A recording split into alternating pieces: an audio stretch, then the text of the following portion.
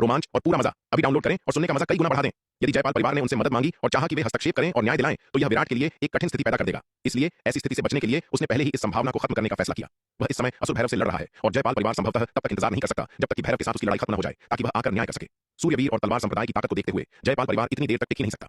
मध्य महाद्वीप के उत्तरी भाग में जयपाल परिवार के क्षेत्र में सूर्यवीर और विराट, तलवार संप्रदाय, दिव्य पवन महल और कनिष्क संघ के सभी दिव्य विकास लोक के विशेषज्ञों के साथ जयपाल परिवार के क्षेत्र के ऊपर आ पहुंचे। जयपाल परिवार के क्षेत्र के ऊपर अचानक इतने सारे दिव्य विकास लोक के विशेषज्ञों को देखकर सभी योद्धा हैरान रह गए। बहुतों ने अपने पूरे जीवन में इतने सारे दिव्य विकास लोक के विशेषज्ञों को एक साथ कभी नहीं देखा था। प्रमुख जयपाल, एल्डर महेंद्र, बाहर आओ। सूर्यवीर ने नीचे जयपाल परिवार के क्षेत्र की ओर देखते हुए चिल्लाकर कहा। सूर्यवीर, तुम क्या चाहते हो? एक मध्यम आयु वर्ग का विद्वान जैसा दिखने वाला व्यक्ति तेजी से सूर्यवीर के पास आया और पूछा। मैं क्या चाहता हूं ये तुम्हें अच्छी तरह पता है। मीरा को तुरंत रिहा करो, वरना आज मुझे निर्दयी होने के लिए दोष मत देना। सूर्यवीर ने विद्वान की ओर देखते हुए ठंडे स्वर में कहा। सूर्यवीर, क्या अपने ससुर से बात करने का यही तरीका है? सूर्यवीर की बात सुनकर मध्यम आयु वर्ग का विद्वान नाराज नहीं हुआ, बल्कि हल्का सा मुस्कुराया। यह मध्यम आयु वर्ग का विद्वान कोई और नहीं बल्कि जयपाल परिवार का मुखिया प्रमुख जयपाल और मीरा का पिता था। हाँ, तुम यह बात कहने की हिम्मत कैसे कर सकते हो? सूर्यवीर ने उपहास किया।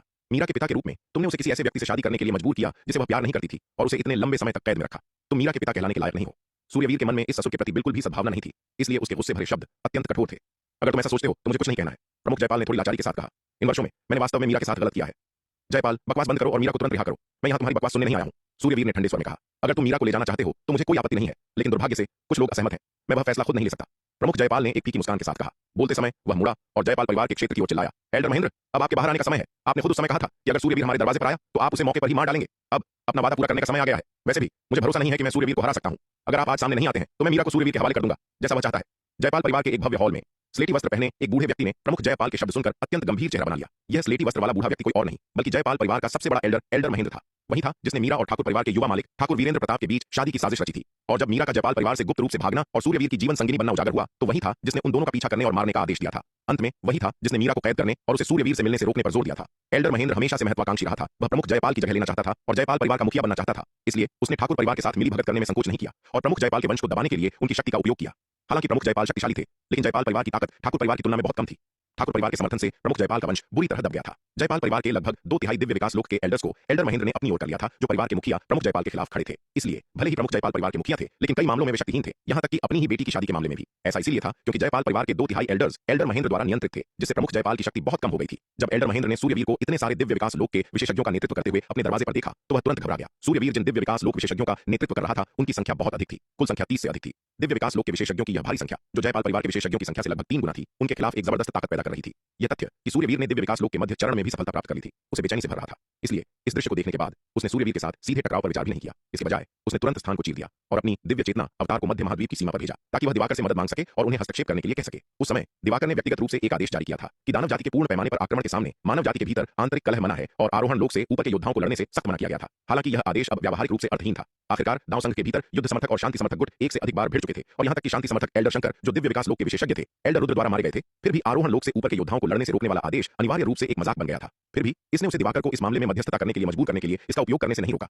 आखिरकार वह आदेश व्यक्तिगत रूप से दिवाकर द्वारा दिया गया था और दाव संघ के उपाध्यक्ष के रूप में वह अपनी बात से पीछे नहीं हट सकते थे। अरे जरा ठहरिए। अगर आप इस कहानी को पूरा बिना कट और दमदार आवाज में सुनना चाहते हैं तो अभी प्ले स्टोर पर जाएं, मिनी एफएम ऐप डाउनलोड करें और कहानी की दुनिया में खो जाए, जहां हर एपिसोड में है सस्पेंस, रोमांच और पूरा मजा। अभी डाउनलोड करें और सुनने का मजा कई गुना बढ़ा दें। लेकिन जब एल्डर महेंद्र का दिव्य चेतना अवतार मध्य महाद्वीप की पश्चिमी सीमा पर पहुंचा तो उसके सामने के दृश्य ने उसे पूरी तरह से दंग कर दिया। सीमा पर मानव सेना और दिव्य विकास लोक के विशेषज्ञ दानव सेना के साथ भीषण लड़ाई में उलझे हुए थे। यहाँ तक कि दिवाकर भी दानव कमांडर असुर भैरव के साथ एक पृथ्वी हिला देने वाली लड़ाई में लगे हुए थे। इन परिस्थितियों में वह दिवाकर को कैसे ढूंढ सकता था? उसकी दिव्य चेतना अवतार की ताकत के साथ युद्ध के मैदान तक पहुंचने से पहले ही लड़ाई के भयानक झटकों से उसके चीथड़े उड़ जाते। लड़ाई इतनी भीषण थी कि इसके जल्द खत्म होने की संभावना नहीं थी। कुछ देर युद्ध के मैदान का निरीक्षण करने के बाद एल्डर महेंद्र का दिव्य चेतना अवतार लाचारी में वापस लौट आया। जहां तक दाव संघ के अध्यक्ष और ठाकुर परिवार से मदद मांगने की बात थी तो यह पूरी तरह से व्यर्थ होता। दाव संघ मुख्यालय और ठाकुर परिवार दोनों ही जयपाल परिवार के क्षेत्र से अविश्वसनीय रूप से दूर हैं।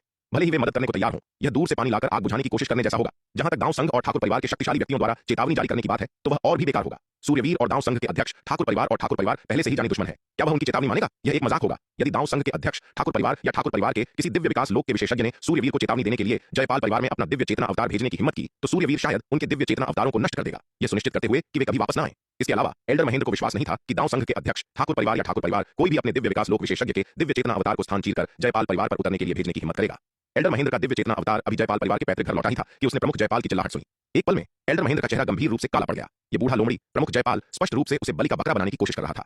सूर्यवीर दिव्य विकास लोक के प्रारंभिक चरण में भी एल्डर नक्श की क्षमता के विशेषज्ञों को हराने में सक्षम था। अब सूर्यवीर ने दिव्य विकास लोक के मध्य चरण में प्रवेश कर लिया था और उसकी ताकत अकल्पनीय थी। वह सूर्यवीर का सामना करने की हिम्मत कैसे कर सकता था? अगर वह सूर्यवीर को उकसाने के लिए बाहर गया तो उसे पता भी नहीं चलेगा कि वह कैसे मारा गया। हालांकि एल्डर महेंद्र आत्मसमर्पण करने और झुकने के लिए बेहद अनिच्छुक था। जयपाल परिवार में सभी के सामने सूर्यवीर के शब्दों से इतनी आसानी से डर जाना, वह फिर कभी जयपाल परिवार में किसी का सामना कैसे कर पाएगा? अगर ऐसा हुआ तो क्या इतने वर्षों में जयपाल परिवार के भीतर उसकी सारी मेहनत और योजनाएं बेकार नहीं हो जाएंगी? अपने वर्षों के प्रयास और प्रबंधन के बर्बाद होने का विचार एल्डर महेंद्र को अत्यधिक आक्रोश से भर देता था। यह सोचते हुए एल्डर महेंद्र ने अपने दांत भींच लिए, एक जेड पट्टिका निकाली और उसमें अपनी वास्तविक ऊर्जा डाल दी। जेड पट्टिका से प्रकाश की एक विशाल किरण निकली और आकाश में उड़ गई। इस क्षण एल्डर महेंद्र ने अपनी पूरी ताकत के साथ जयपाल परिवार के सुरक्षात्मक व्यूह को सक्रिय करते हुए अपना सब कुछ झोंक देने का फैसला किया। उसके हाथ में जो जेड पट्टिका थी वह जयपाल परिवार के सुरक्षात्मक व्यूह का नियंत्रण केंद्र थी। मूल रूप से जयपाल परिवार का सुरक्षात्मक व्यूह मुखिया द्वारा नियंत्रित किया जाता था। हालांकि प्रमुख जयपाल ने अपनी बेटी मीरा की रक्षा के लिए हल्की सजा के बदले में जयपाल परिवार के सुरक्षात्मक व्यूह के नियंत्रण केंद्र को सौंपने का विकल्प चुना था। यह ठीक इसलिए था क्योंकि प्रमुख जयपाल सुरक्षात्मक व्यूह का नियंत्रण केंद्र सौंपने के लिए सहमत हुए थे कि एल्डर महेंद्र मीरा की जान बख्शने के लिए सहमत हुए और मीरा को मृत्युदंड देने के अपने फैसले को कैद में बदल दिया। हालांकि पूरे जयपाल परिवार में बहुत कम लोग इस मामले के बारे में जानते थे। केवल वह, प्रमुख जयपाल, एल्डर योगेश्वर और बहुत कम अन्य लोग जानते थे। यहां तक कि खुद मीरा भी इस बात से अनजान थी कि उसके पिता ने उसके लिए कितना कुछ किया था। जैसे ही एल्डर महेंद्र ने जयपाल परिवार के सुरक्षात्मक व्यूह को सक्रिय किया, जयपाल परिवार के क्षेत्र के शहर के चारों ओर प्रकाश की किरणें आकाश में गूंज उठीं। ये प्रकाश किरणें अंततः शहर के ऊपर एक विशाल रून में परिवर्तित हो गईं, जहां से प्रकाश का एक पर्दा नीचे उतरा, जिससे एक विशाल प्रकाश कवच बन गया, जिसने पूरे जयपाल परिवार के शहर को ढक लिया। हा हा हा, सूर्यवीर, क्या तुम्हें लगता है कि सिर्फ इसलिए कि तुमने दिव्य विकास लोक के मध्य चरण में सफलता प्राप्त कर ली है और दिव्य विकास लोक के योद्धाओं का एक समूह ले आए हो, तुम मुझे मीरा को रिहा करने के लिए मजबूर कर सकते हो? मैं तुम्हें आज सीधे बता सकता हूं, इसके बारे में सपना भी मत देखना। सुरक्षात्मक व्यूह को सक्रिय करने के बाद एल्डर महेंद्र ने एक अत्यंत अहंकारी हंसी हंसे। अगर तुम्हें हिम्मत है तो आओ और मुझे मार डालो। अगर तुम आज मुझे नहीं मार पाए तो मीरा भी नहीं बचेगी। अरे अरे, जरा ठहरिए। अगर आप इस कहानी को पूरा बिना कट और दमदार आवाज में सुनना चाहते हैं तो अभी प्ले स्टोर पर जाइए, मिनी एफएम ऐप डाउनलोड करें और कहानी की दुनिया में खो जाइए, जहां हर एपिसोड में है सस्पेंस, रोमांच और पूरा मजा। अभी डाउनलोड करें और सुनने का मजा कई दें। एल्डर महेंद्र को जयपाल परिवार के सुरक्षात्मक व्यूह पर पूरा भरोसा था, क्योंकि कहा जाता था कि जयपाल परिवार का सुरक्षात्मक व्यूह प्राचीन काल में जयपाल परिवार के एक पारलौकिक क्षेत्र के विशेषज्ञ द्वारा स्थापित किया गया था। ऐसे शीर्ष विशेषज्ञ द्वारा स्थापित सुरक्षात्मक व्यूह की शक्ति बिल्कुल असाधारण थी। हालांकि एल्डर महेंद्र ने कभी भी जयपाल परिवार के सुरक्षात्मक व्यूह की पूरी शक्ति नहीं देखी थी। आखिरकार मध्य महाद्वीप में व्यावहारिक रूप से कोई दुश्मन नहीं थे जो जयपाल परिवार को अपना सुरक्षात्मक व्यूह सक्रिय करने के लिए मजबूर कर सकें। इसलिए लंबे समय तक जीने के बावजूद एल्डर महेंद्र ने कभी भी सक्रिय होने पर जयपाल परिवार के सुरक्षात्मक व्यूह की पूरी शक्ति नहीं देखी थी। हालांकि उसका मानना था कि व्यूह का यह स्तर सूर्यवीर से निपटने के लिए पर्याप्त होना चाहिए, जो दिव्य विकास लोक के मध्य चरण में था। एल्डर महेंद्र के शब्द सुनकर और जयपाल परिवार के मैदान के ऊपर विशाल ताबीज और रक्षात्मक प्रकाश कवच को देखकर सूर्यवीर का चेहरा बेहद बदसूरत हो गया। वह अब और शब्द बर्बाद करने के लिए बहुत आलसी था। उसने अपना हाथ फैलाया और एक उच्च श्रेणी की जन्मजात तलवार उसके हाथ में दिखाई दी। उसने लोकाकाश महाविकास तलवार कला के पहले स्तर की छठी चाल को उजागर किया और जयपाल परिवार के मैदान के ऊपर विशाल ताबीज की ओर तलवार से वार किया। हालांकि सूर्यवीर जानता था कि जयपाल परिवार का सुरक्षात्मक व्यूह अविश्वसनीय रूप से शक्तिशाली हो सकता है। क्योंकि वह आज आया था, वह सफल होने और अपनी पत्नी को बचाने के लिए दृढ़ संकल्पित था। चाहे कितनी भी कठिनाइयां और तरीके क्यों न हो, वह एक कदम भी पीछे नहीं हटेगा। धड़ाम, अतुलनीय रूप से तेज तलवार की रोशनी विशाल ताबीज से टकराई, जिससे तुरंत एक कान फोड़ू गर्जना हुई। सूर्यवीर, अपनी तुच्छ शक्ति के साथ तुम्हें लगता है कि तुम जयपाल परिवार के सुरक्षात्मक व्यूह को तोड़ सकते हो? तुम जयपाल परिवार की ताकत को कम आंक रहे हो और तुम बहुत ज्यादा आत्मविश्वासी हो रहे हो। सूर्यवीर को जयपाल परिवार के सुरक्षात्मक व्यूह पर अपना हमला शुरू करते देख एल्डर महेंद्र उपहास करने से नहीं रोक सका। हालांकि जैसे ही उसने बोलना समाप्त किया, एक कड़क आवाज सुनाई दी और जयपाल परिवार के मैदान के ऊपर विशाल ताबीज सूर्यवीर की तलवार से टकराने के बाद तुरंत अनगिनत विशाल दरारों के साथ खुल गया। यह देखकर एल्डर महेंद्र की दंभी और अहंकारी मुस्कान जम गई और उसकी आंखों में अविश्वास दिखाई दिया। यह कैसे हो सकता है? जयपाल परिवार का सुरक्षात्मक व्यूह इतना कमजोर कैसे हो सकता है? ये केवल सूर्यवीर की तलवार से टकराया था, फिर भी यह पहले से ही इस तरह टूट गया था। हालांकि सूर्यवीर का तलवार का वार वास्तव में अविश्वसनीय रूप से शक्तिशाली था, लेकिन इसे केवल एक वार के साथ जयपाल परिवार के सुरक्षात्मक व्यूह को इस हद तक नष्ट नहीं करना चाहिए था। क्या यह नहीं कहा गया था कि जयपाल परिवार का सुरक्षात्मक व्यूह प्राचीन काल में एक पारलौकिक क्षेत्र के विशेषज्ञ द्वारा स्थापित किया गया था? यह खुद को एक पारलौकिक क्षेत्र के विशेषज्ञ द्वारा स्थापित व्यूह कहने की हिम्मत करता है। यह हास्यास्पद है। यहां तक कि सूर्यवीर भी इस दृश्य से पूरी तरह हैरान था। उसे उम्मीद नहीं थी कि जयपाल परिवार का सुरक्षात्मक व्यूह इतना नाजुक होगा। उसके केवल एक वार ने इसे अनगिनत दरारों में तोड़ दिया था। इतना नाजुक सुरक्षात्मक व्यूह तलवार संप्रदाय के रक्षात्मक व्यूह से भी बहुत कमतर था। ऐसा लग रहा था कि उसने जयपाल परिवार की ताकत को बहुत ज्यादा आंका था। इस अविश्वसनीय रूप से अवास्तविक दृश्य को देखकर जयपाल परिवार के मुखिया प्रमुख जयपाल भी पूरी तरह से आश्चर्यचकित थे। उन्हें उम्मीद नहीं थी कि जयपाल परिवार का सुरक्षात्मक व्यूह इतना कमजोर होगा। दिव्य पवन महल की स्वामिनी एल्डर योगिता, एल्डर विदुषी, एल्डर नयना और अन्य लोगों ने भी महसूस किया कि तीन प्राचीन परिवारों की तथाकथित नींव पूरी तरह से खोखली थी और उनके दिल तिरस्कार से भर गए। यदि उन्हें यह पहले पता होता तो वे अपने लोगों की मांग के लिए आज तक इंतजार नहीं करते। अकेला दिव्य पवन महल शायद जयपाल परिवार का सफाया कर सकता था। इतना बड़ा हंगामा करने की कोई आवश्यकता नहीं थी। उपस्थित लोगों में केवल विराट इस दृश्य से पूरी तरह अप्रभावित था। यह स्थिति पूरी तरह से उसी का किया धरा थी। यदि उसने पहले से जयपाल परिवार के सुरक्षात्मक व्यूह को नष्ट नहीं किया होता, इसकी शक्ति को काफी कम नहीं किया होता, तो आज जयपाल परिवार को तोड़ना कोई आसान काम नहीं होता। हमले के दौरान उन्हें हताहतों का भी सामना करना पड़ सकता था, लेकिन उसके हेरफेर के कारण जयपाल परिवार का सुरक्षात्मक व्यूह एक कागजी शेर बन गया था। पूरी तरह से कमजोर नहीं, लेकिन अब कोई खतरा नहीं। यह देखकर कि जयपाल परिवार का सुरक्षात्मक व्यूह बाहर से इतना मजबूत लेकिन अंदर से कमजोर था, सूर्यवीर का आत्मविश्वास बढ़ गया। उसने अपनी उच्च श्रेणी की जन्मजात तलवार को फिर से घुमाया, लोकाकाश महाविकास तलवार कला के पहले स्तर की छठी चाल को सक्रिय किया और विशाल ताबीज पर एक बार फिर वार किया। धड़ाम, एक और पृथ्वी हिला देने वाली गर्जना हुई, जिसके बाद एक कड़क आवाज आई और विशाल ताबीज और उसका विशाल रक्षात्मक कवच एक बार फिर अनगिनत विशाल दरारों के साथ चीर दिया गया। लगातार सूर्यवीर के दो तलवार के वारों से टकराने के बाद पूरा सुरक्षात्मक व्यूह अनिश्चित रूप से कांपने लगा। ऐसा लग रहा था कि वह किसी भी क्षण ढाने के कगार पर है। यह देखकर एल्डर महेंद्र सहम गया। इस क्षण उसने अब अहंकारी होने की हिम्मत नहीं की और तेजी से वहां से हट गया। जयपाल परिवार के विरासत स्थल के प्रवेश द्वार की ओर भाग गया। सुरक्षात्मक व्यूह के समर्थन के बिना वह सूर्यवीर को चुनौती देने की हिम्मत कैसे कर सकता था? अपनी ताकत के साथ उसे यह भी नहीं पता था कि क्या वह सूर्यवीर के दो तलवार के वार झेल सकता है। जैसे ही वह भागा, सूर्यवीर ने अपनी तलवार से कबीले के सुरक्षात्मक व्यूह पर फिर से वार किया। लगातार सूर्यवीर की तीन तलवारों से टकराने के बाद पूरा सुरक्षात्मक व्यूह एक कान फोड़ू गर्जना के साथ बिखर गया। अरे अरे, जरा ठहरिए। अगर आप इस कहानी को पूरा बिना कट और दमदार आवाज में सुनना चाहते हैं तो अभी प्ले स्टोर पर जाइए, मिनी एफएम ऐप डाउनलोड करें और कहानी की दुनिया में खो जाइए, जहां हर एपिसोड में है सस्पेंस, रोमांच और पूरा मजा। अभी डाउनलोड करें और सुनने का मजा कई गुना बढ़ा दें। सुरक्षात्मक व्यूह के पूरी तरह से ढाने को महसूस करते हुए एल्डर महेंद्र लगभग अपनी सुध बुद्ध खो बैठा। सौभाग्य से वह पहले ही विरासत स्थल के प्रवेश द्वार पर पहुंच चुका था। बस एक और सांस में वह प्रवेश करने में सक्षम होगा। एक बार जब वह प्रवेश कर जाता तो सूर्यवीर उसके खिलाफ शक्तिहीन होता। हर कुलीन परिवार और संप्रदाय के विरासत स्थल सबसे भारी किलेबंद स्थान होते थे।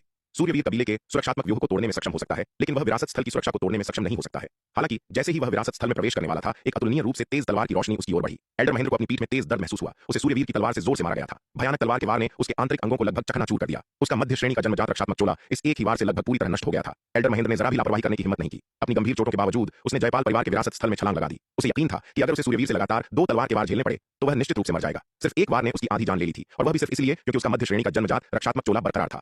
सूर्यवीर ने गायब हुए एल्डर महेंद्र पर एक नजर डाली, फिर उसे नजरअंदाज कर दिया। जयपाल परिवार के क्षेत्र में आने का उसका मुख्य उद्देश्य अपनी पत्नी को घर लाना था। जहां तक एल्डर महेंद्र को मारने की बात थी, तो बाद में बहुत सारे अवसर मिलेंगे। उसने अपनी लंबी तलवार उठाई, अपने बगल में प्रमुख जयपाल की ओर देखने के लिए मुड़ा और ठंडे स्वर में कहा, जयपाल, अब तुम्हारी बारी है। अरे दामाद जी, इतने आगे की मत बनो। सूर्यवीर के शब्द सुनकर प्रमुख जयपाल ने एक जबरदस्ती की मुस्कान के साथ कहा, मैंने शुरू से ही कहा था कि मुझे तुम्हारे मीरा को ले जाने पर कोई आपत्ति नहीं है। यह हमेशा, हाँ, अगर ऐसा है तो जल्दी करो और मुझे मीरा से मिलाने ले चलो। सूर्यवीर ने यह सुनकर ठंडे स्वर में कहा। इस ससुर के प्रति उसके मन में कोई सद्भावना नहीं थी। हालांकि चाहे कुछ भी हो, प्रमुख जयपाल अभी भी मीरा के पिता थे, और जब तक प्रमुख जयपाल उसे मीरा से मिलने से नहीं रोकते, सूर्यवीर उनका दुश्मन बनने के लिए तैयार नहीं था। दामाद जी, कृपया मेरे पीछे आएं।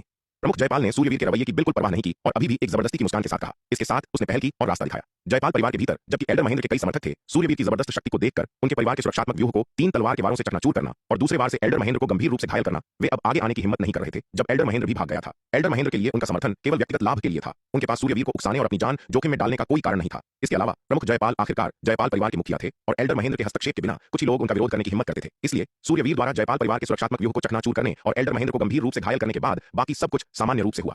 सूर्यवीर और विराट प्रमुख जयपाल के पीछे पीछे एक गुफा आवास तक गए।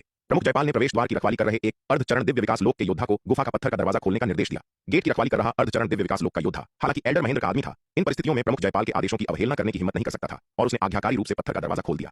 गड़गड़ाहट के साथ विशाल भारी पत्थर का दरवाजा धीरे धीरे खुला। प्रमुख जयपाल सबसे पहले गुफा में दाखिल हुए। बेटी, तुम्हारे पिता तुमसे मिलने आए हैं, प्रमुख जयपाल ने तेजी से चलते हुए पुकारा। गुफा के अंदर सफेद कपड़ों में एक सुंदर महिला, जिसका व्यवहार सौम्य और गरिमामय था, पत्थर के बिस्तर पर पालथी मारकर बैठी थी, चुपचाप साधना कर रही थी। हालांकि इतने वर्षों तक गुफा में कैद रही, उसने कभी निराश नहीं हुई, बल्कि और भी अधिक लगन से साधना की, इस उम्मीद में कि एक दिन वह दिव्य विकास लोक में सफलता प्राप्त करेगी, गुफा से मुक्त होगी और अपने पति और बेटे को ढूंढेगी। अपनी अटूट इच्छा शक्ति और कठिन प्रयासों के साथ सबसे कठिन परिस्थितियों में उसने अपनी लगन से साधना के माध्यम से आरोहण लोक के शिखर से अर्धचरण दिव्य विकास लोक तक सफलता प्राप्त की थी। अर्धचरण दिव्य विकास लोक में सफलता प्राप्त करने के बाद उसने अपने प्रयासों में ढील नहीं दी, बल्कि दिन रात साधना जारी रखी, सच्चे दिव्य विकास लोक की ओर प्रयास करती रही। साधना कर रही आश्चर्यजनक रूप से सुंदर सफेद वस्त्रधारी महिला ने पुकार सुनकर अपनी आंखें खोली और प्रमुख जयपाल की ओर देखा, जो अंदर आए थे। आप यहाँ क्या कर रहे हैं? सफेद वस्त्रधारी महिला ने प्रमुख जयपाल से उदासीनता से पूछा। हालांकि प्रमुख जयपाल उसके पिता थे, लेकिन वर्षों से उनके कार्यों ने उसे बहुत निराश किया था। इसके अलावा जब से उसे इस गुफा में कैद किया गया था, प्रमुख जयपाल एक बार भी उससे मिलने नहीं आए थे। इसके विपरीत उसके दूसरे चाचा एल्डर योगेश्वर अक्सर उससे मिलने आते थे। इसके अलावा यह उसके दूसरे चाचा एल्डर योगेश्वर ही थे जिन्होंने सूर्यवीर के साथ उसके रिश्ते में अथक मदद की थी। प्रमुख जयपाल को अंदर आते देख स्वाभाविक रूप से उसके चेहरे पर सुखद भाव नहीं थे। अरे अरे, जरा ठहरिए, अगर आप इस कहानी को पूरा बिना कट और दमदार आवाज में सुनना चाहते हैं तो अभी प्ले स्टोर पर जाएं, मिनी एफएम ऐप डाउनलोड करें और कहानी की दुनिया में खो जाएं, जहां हर एपिसोड में है सस्पेंस, रोमांच और पूरा मजा। अभी डाउनलोड करें और सुनने का मजा कई गुना बढ़ा दें। बेटी, मैं तुम्हारा पिता हूं, प्रमुख जयपाल ने मुस्कुराते हुए कहा। क्या एक पिता का अपनी बेटी से मिलने आना स्वाभाविक नहीं है? कोई जरूरत नहीं, सफेद वस्त्रधारी महिला ने शांति से उत्तर दिया। मेरा आप जैसा कोई पिता नहीं है। क्या आपने इस दुनिया में कभी ऐसा पिता देखा है जो अपनी बेटी को आग के गड्ढे में भेजेगा? सफेद वस्त्रधारी महिला के शब्द सुनकर प्रमुख जयपाल भी अपनी मोटी चमड़ी के बावजूद थोड़ा शर्मिंदा महसूस किए बिना नहीं रह सके। मीरा, अतीत की बात मत करो, देखो आज मैं किसे लाया हूं, प्रमुख जयपाल ने एक जबरदस्ती की मुस्कान के साथ कहा। प्रमुख जयपाल के शब्द सुनकर सफेद वस्त्रधारी महिला शांत रही। उसने अपने पिता से उम्मीद बहुत पहले छोड़ दी थी। उनके स्वार्थी स्वभाव के साथ वे संभवतः उसके लिए कुछ कैसे कर सकते थे? अपने सबसे हताश क्षणों में उसने लगभग अपनी सारी उम्मीदें उन पर लगा दी थीं, यह उम्मीद करते हुए कि वे उसकी मदद करेंगे। लेकिन अंत में उसे जो मिला वह मदद नहीं, बल्कि निराशा के बाद निराशा थी। हर निराशा के साथ उसने अपने पिता पर से विश्वास खो दिया था। अब उनसे उसके लिए कुछ भी करने की उम्मीद नहीं थी। वह आभारी होगी यदि वे उसकी बदकिस्मती का फायदा न उठाएं। अपनी बेटी की उदासीन प्रतिक्रिया देखकर प्रमुख जयपाल को शर्मिंदगी की एक टीस महसूस हुई। मीरा, इस बार पिताजी वास्तव में आपके लिए उस व्यक्ति को लाए हैं जिसे आप सबसे ज्यादा देखना चाहती हैं। मैं आपको बेवकूफ नहीं बना रहा हूं। देखो ये कौन है? प्रमुख जयपाल ने मुस्कुराते हुए कहा। बोलते समय वह एक तरफ हट गया, अपने पीछे सूर्यवीर को प्रकट करते हुए। सफेद वस्त्रधारी महिला जो शांति से प्रमुख जयपाल के प्रदर्शन को देख रही थी, प्रमुख जयपाल के पीछे उस आकृति को देखकर हिंसक रूप से कांप उठी, जिसके लिए वह तरस रही थी। उसके चेहरे पर अविश्वास का भाव आ गया। सदमे ने उसे क्षण भर के लिए स्तब्ध कर दिया। एक पल के लिए उसे लगभग संदेह हुआ कि क्या वह सपना देख रही है। वह पूरी तरह से सुन्न थी। उस अविश्वसनीय रूप से परिचित आकृति को एकटक देखने के अलावा कुछ करने में असमर्थ थी। सूर्यवीर अपनी पत्नी को देखकर, जिसे वह दिन रात याद करता था, समान रूप से भावनाओं से भर गया था। मीरा! सूर्यवीर जल्दी से आगे बढ़ा और धीरे से पुकारा। सूर्यवीर, क्या यह वास्तव में तुम हो? मीरा, सफेद वस्त्रधारी महिला ने अपने सामने परिचित आकृति और चेहरे को देखा और कांपती आवाज में पूछा।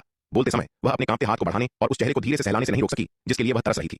मीरा, मैं हूं, मैं तुम्हें लेने आया हूं। तुमने इन पिछले वर्षों में बहुत कष्ट सहे हैं, सूर्यवीर ने धीरे से कहा। अपने बगल में परिचित आवाज सुनकर और अपनी उंगलियों पर वास्तविक स्पर्श महसूस करके मीरा ने अंततः पुष्टि की कि वह जो देख रही थी वह सपना नहीं था। सूर्यवीर! मीरा पत्थर के बिस्तर से उठी और सूर्यवीर की बाहों में गिर गई, उसे कसकर गले लगाया और अत्यधिक भावनाओं के साथ रो पड़ी। इस क्षण अंततः उसकी आंखों में आंसू आ गए और झरने की तरह उसके चेहरे से नीचे बहने लगे। मीरा! सूर्यवीर ने भी अपनी पत्नी को कसकर गले लगाया, उसकी आवाज भावनाओं से रुंध गई। उन दोनों को एक दूसरे की बाहों में रोते देख प्रमुख जयपाल ने समझदारी से गुफा से पीछे हट गए, उन्हें अकेला छोड़ दिया। गुफा के बाहर प्रमुख जयपाल ने विराट को इंतजार करते देखा और जल्दी से उसके पास गए, गर्मजोशी से कहा, तुम मीरा के बेटे होगे? मैं तुम्हारा नाना हूं।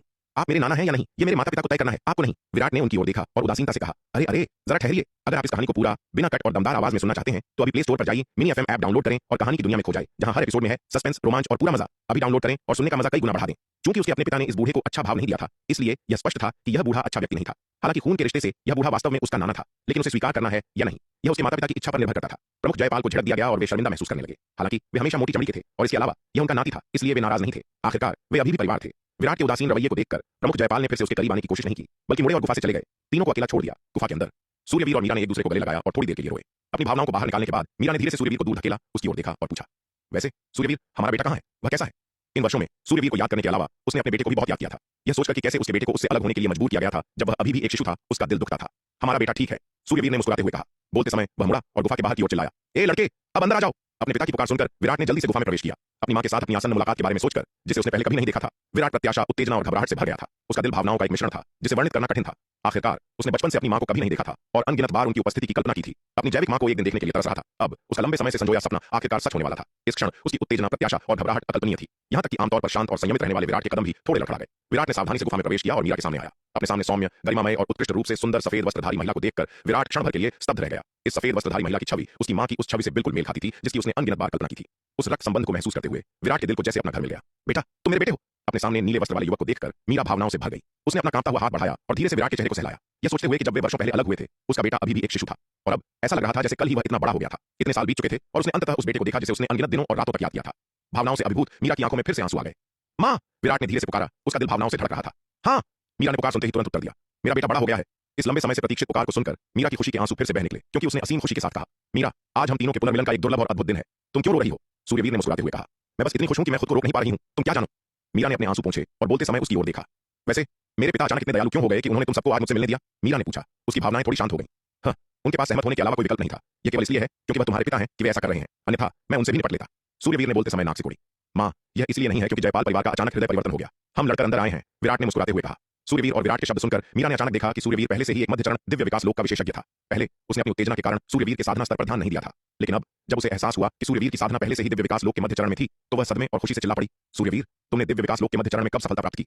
वह और सूर्यवीर 100 साल से भी कम समय के लिए अलग हुए थे, फिर भी सूर्यवीर ने पहले ही आरोहण लोक के शिखर से दिव्य विकास लोक के मध्य चरण तक सफलता प्राप्त कर ली थी। इतनी तेज साधना, गति बस अविश्वसनीय थी। मैंने हाल ही में सफलता प्राप्त की है, सूर्यवीर ने मुस्कुराते हुए कहा। जैसे ही मैंने दिव्य विकास लोक के मध्य चरण में सफलता प्राप्त की, मैं तुम्हें लेने के लिए तुरंत आ गया। तुम्हारी साधना की प्रगति इतनी तेज है, यह अविश्वसनीय है। मीरा का चेहरा विस्मय से भरा था। उसने सूर्यवीर की ओर देखा और पूछा, सूर्यवीर, तुम्हें इन सभी वर्षों में किस तरह का महान अवसर मिला है? मेरी प्रतिभा शानदार है और मेरी समझ बेजोड़ है। मुझे किसी महान अवसर की आवश्यकता क्यों होगी? ये थोड़ा सुधार कुछ भी नहीं है, कुछ भी नहीं। सूर्यवीर ने अपना हाथ लहराया और अपनी अभिव्यक्ति बदले बिना कहा। सूर्यवीर के शब्द सुनकर विराट उसकी ओर देखे बिना नहीं रह सका। यह पहली बार था जब उसे एहसास हुआ कि उसके पिता की चमड़ी इतनी मोटी थी और उन्हें डींग मारने से पहले सोचने की भी जरूरत नहीं थी। हाँ, बस डींग मार रहे हो। मैं तुम्हारी क्षमताओं को बहुत अच्छी तरह जानती हूं। अगर तुम इसके बारे में बात नहीं करना चाहते तो भूल जाओ, मीरा ने उसे घूरते हुए कहा।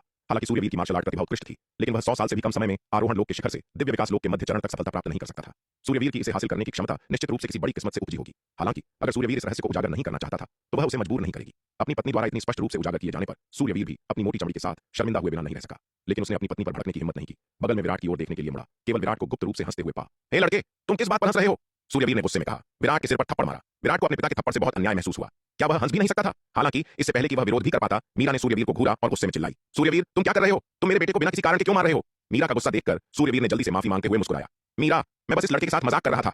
हाँ, ये मजाक है या नहीं, ये कहना मुश्किल है, मीरा ने कड़ाई से कहा। फिर वह विराट की ओर मुड़ी, उसका हाथ थाम लिया और कहा, विराट, डरो मत, तुम्हारी मां यहाँ है, उससे मत डरो। मुझे बताओ, क्या तुम्हारे पिता अक्सर तुम्हें परेशान करते हैं? मीरा, तुम क्या कह रही हो?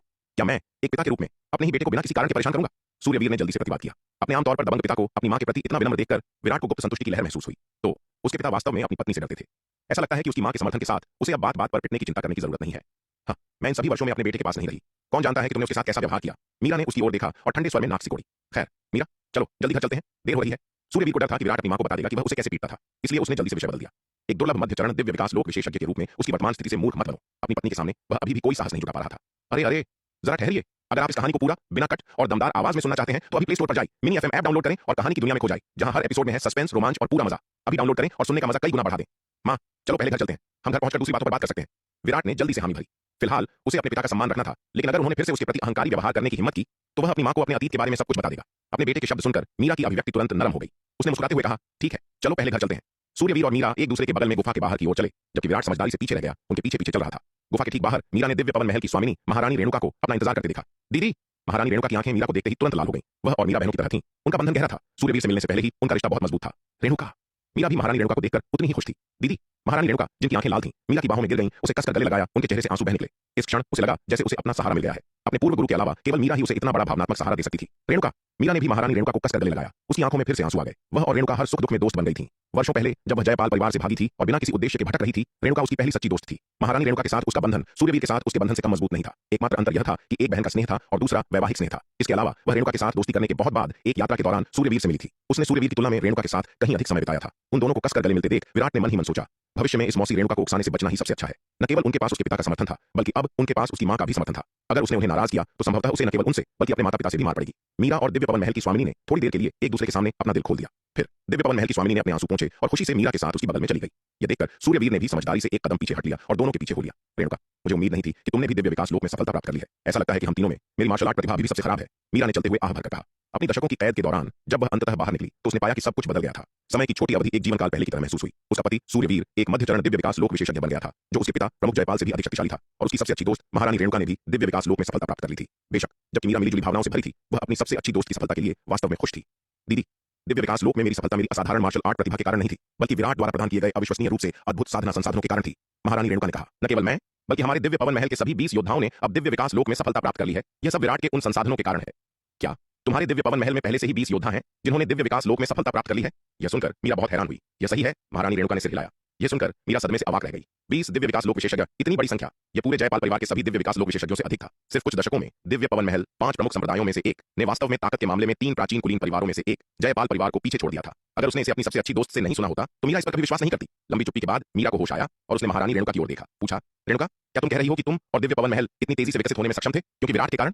हाँ हाँ, न केवल मैं और दिव्य पवन महल बल्कि भाई सूर्यवीर भी। वह इतनी जल्दी दिव्य विकास लोक के मध्य चरण तक साधना करने में सक्षम थे, यह भी विराट द्वारा प्रदान किए गए साधना संसाधनों के कारण है। महारानी रेणुका ने सिर हिलाया और मुस्कुराते हुए कहा, दीदी चिंता मत करो, जब तक तुम प्राचीन दिव्य धारा मदिरा के कुछ कद्दू पीती हो, तुम भी बहुत जल्दी दिव्य विकास लोक में सफलता प्राप्त करने में सक्षम हो जाओगी। महारानी रेणुका के शब्द सुनकर मीरा अपने सिर को घुमाने और सूर्यवीर को तिरछी नजर से घूरने से नहीं रोक सकी। यह आदमी तो वह अपने बेटे के कारण इतनी जल्दी दिव्य विकास लोक के मध्य चरण में सफलता प्राप्त करने में सक्षम था। उसे अभी भी उससे डींग मारने की हिम्मत है कि यह उसकी अद्वितीय प्रतिभा के कारण था।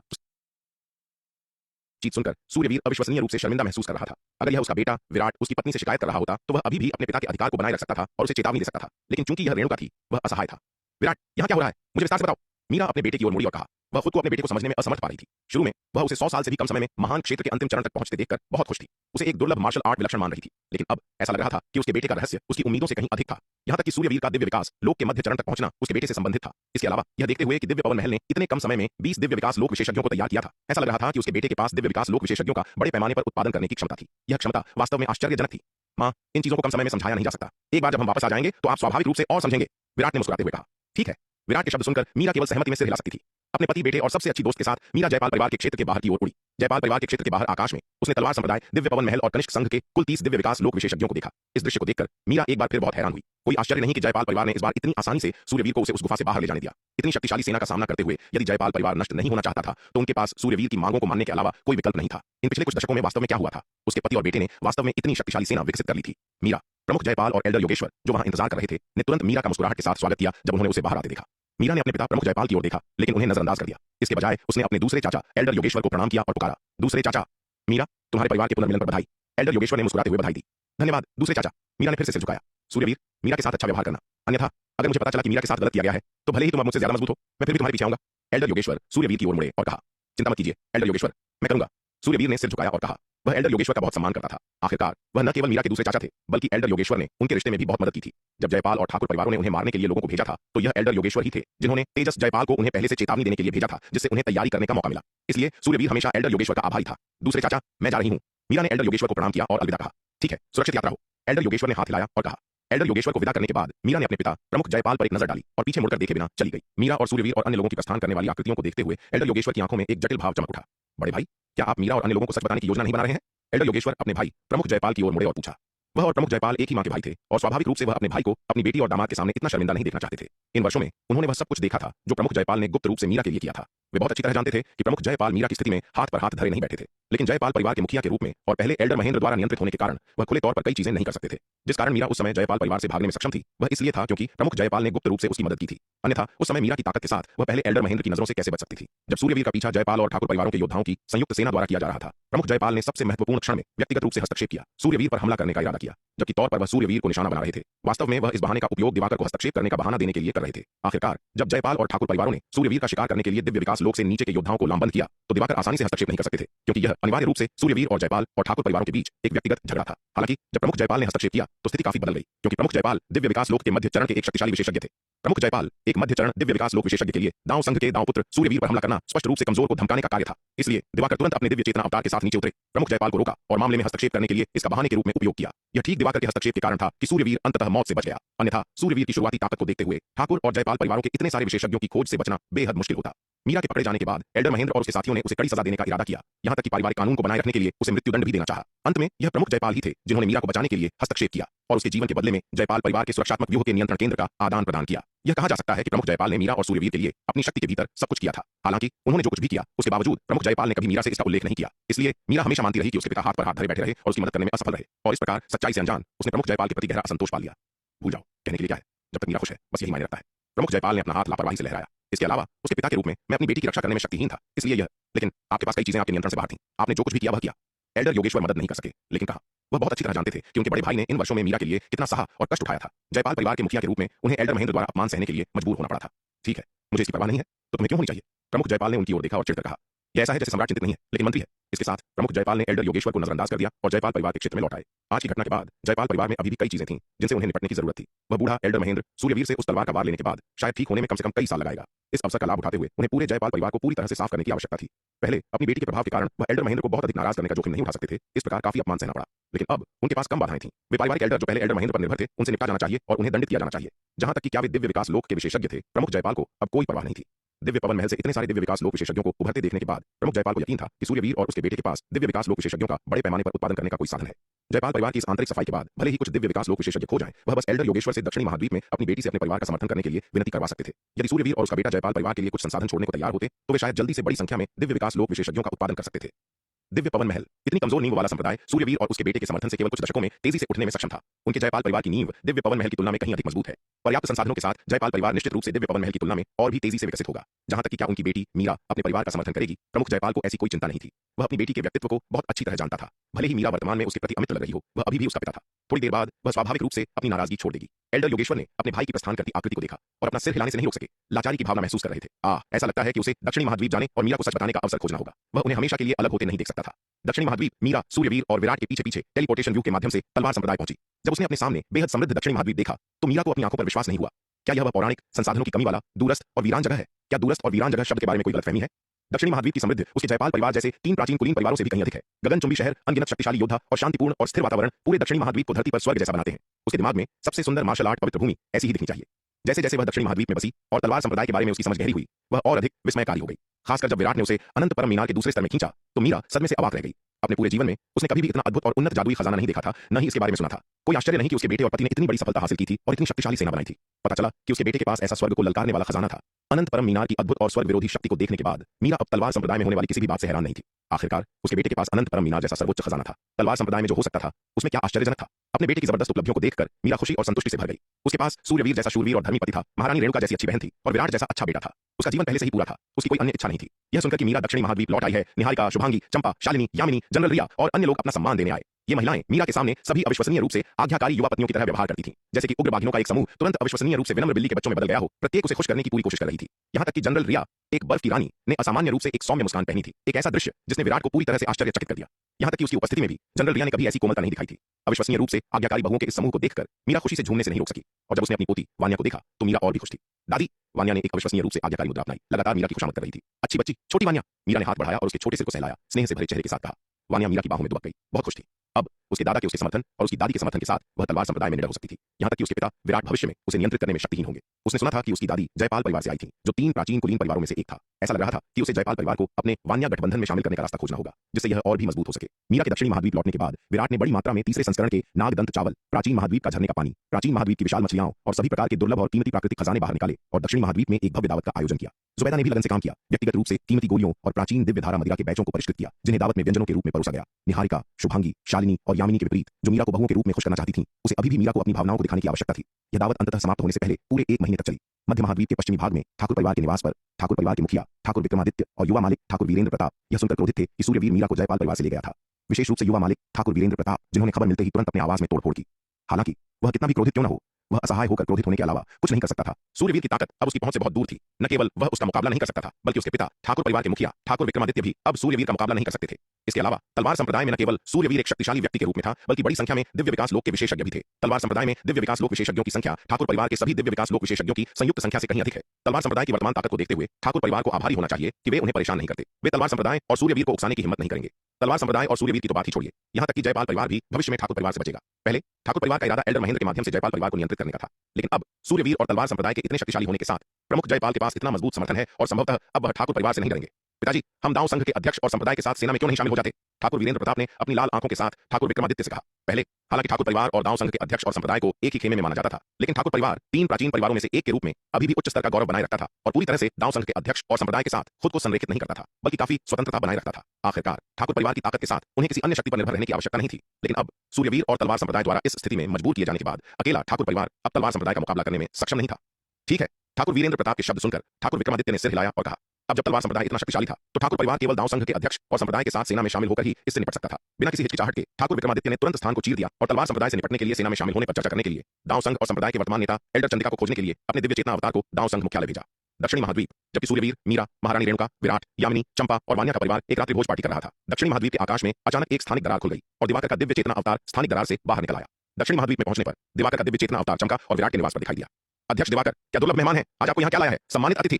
दिवाकर के आगमन को देखकर सूर्यवीर, मीरा और अन्य लोग उनका स्वागत करने के लिए उठे। इतने सारे लोगों के सामने दिवाकर के लिए सूर्यवीर का संबोधन बहुत अधिक विनम्र था। अब उन्हें हर समय बूढ़ा दिवाकर नहीं कह रहा था। आखिरकार दूसरों के सामने किसी को बूढ़े दिवाकर को थोड़ा सम्मान देना पड़ता था। सूर्यवीर, मुझे आशा है कि मैंने तुम्हारे परिवार के पुनर्मिलन में बाधा नहीं डाली है।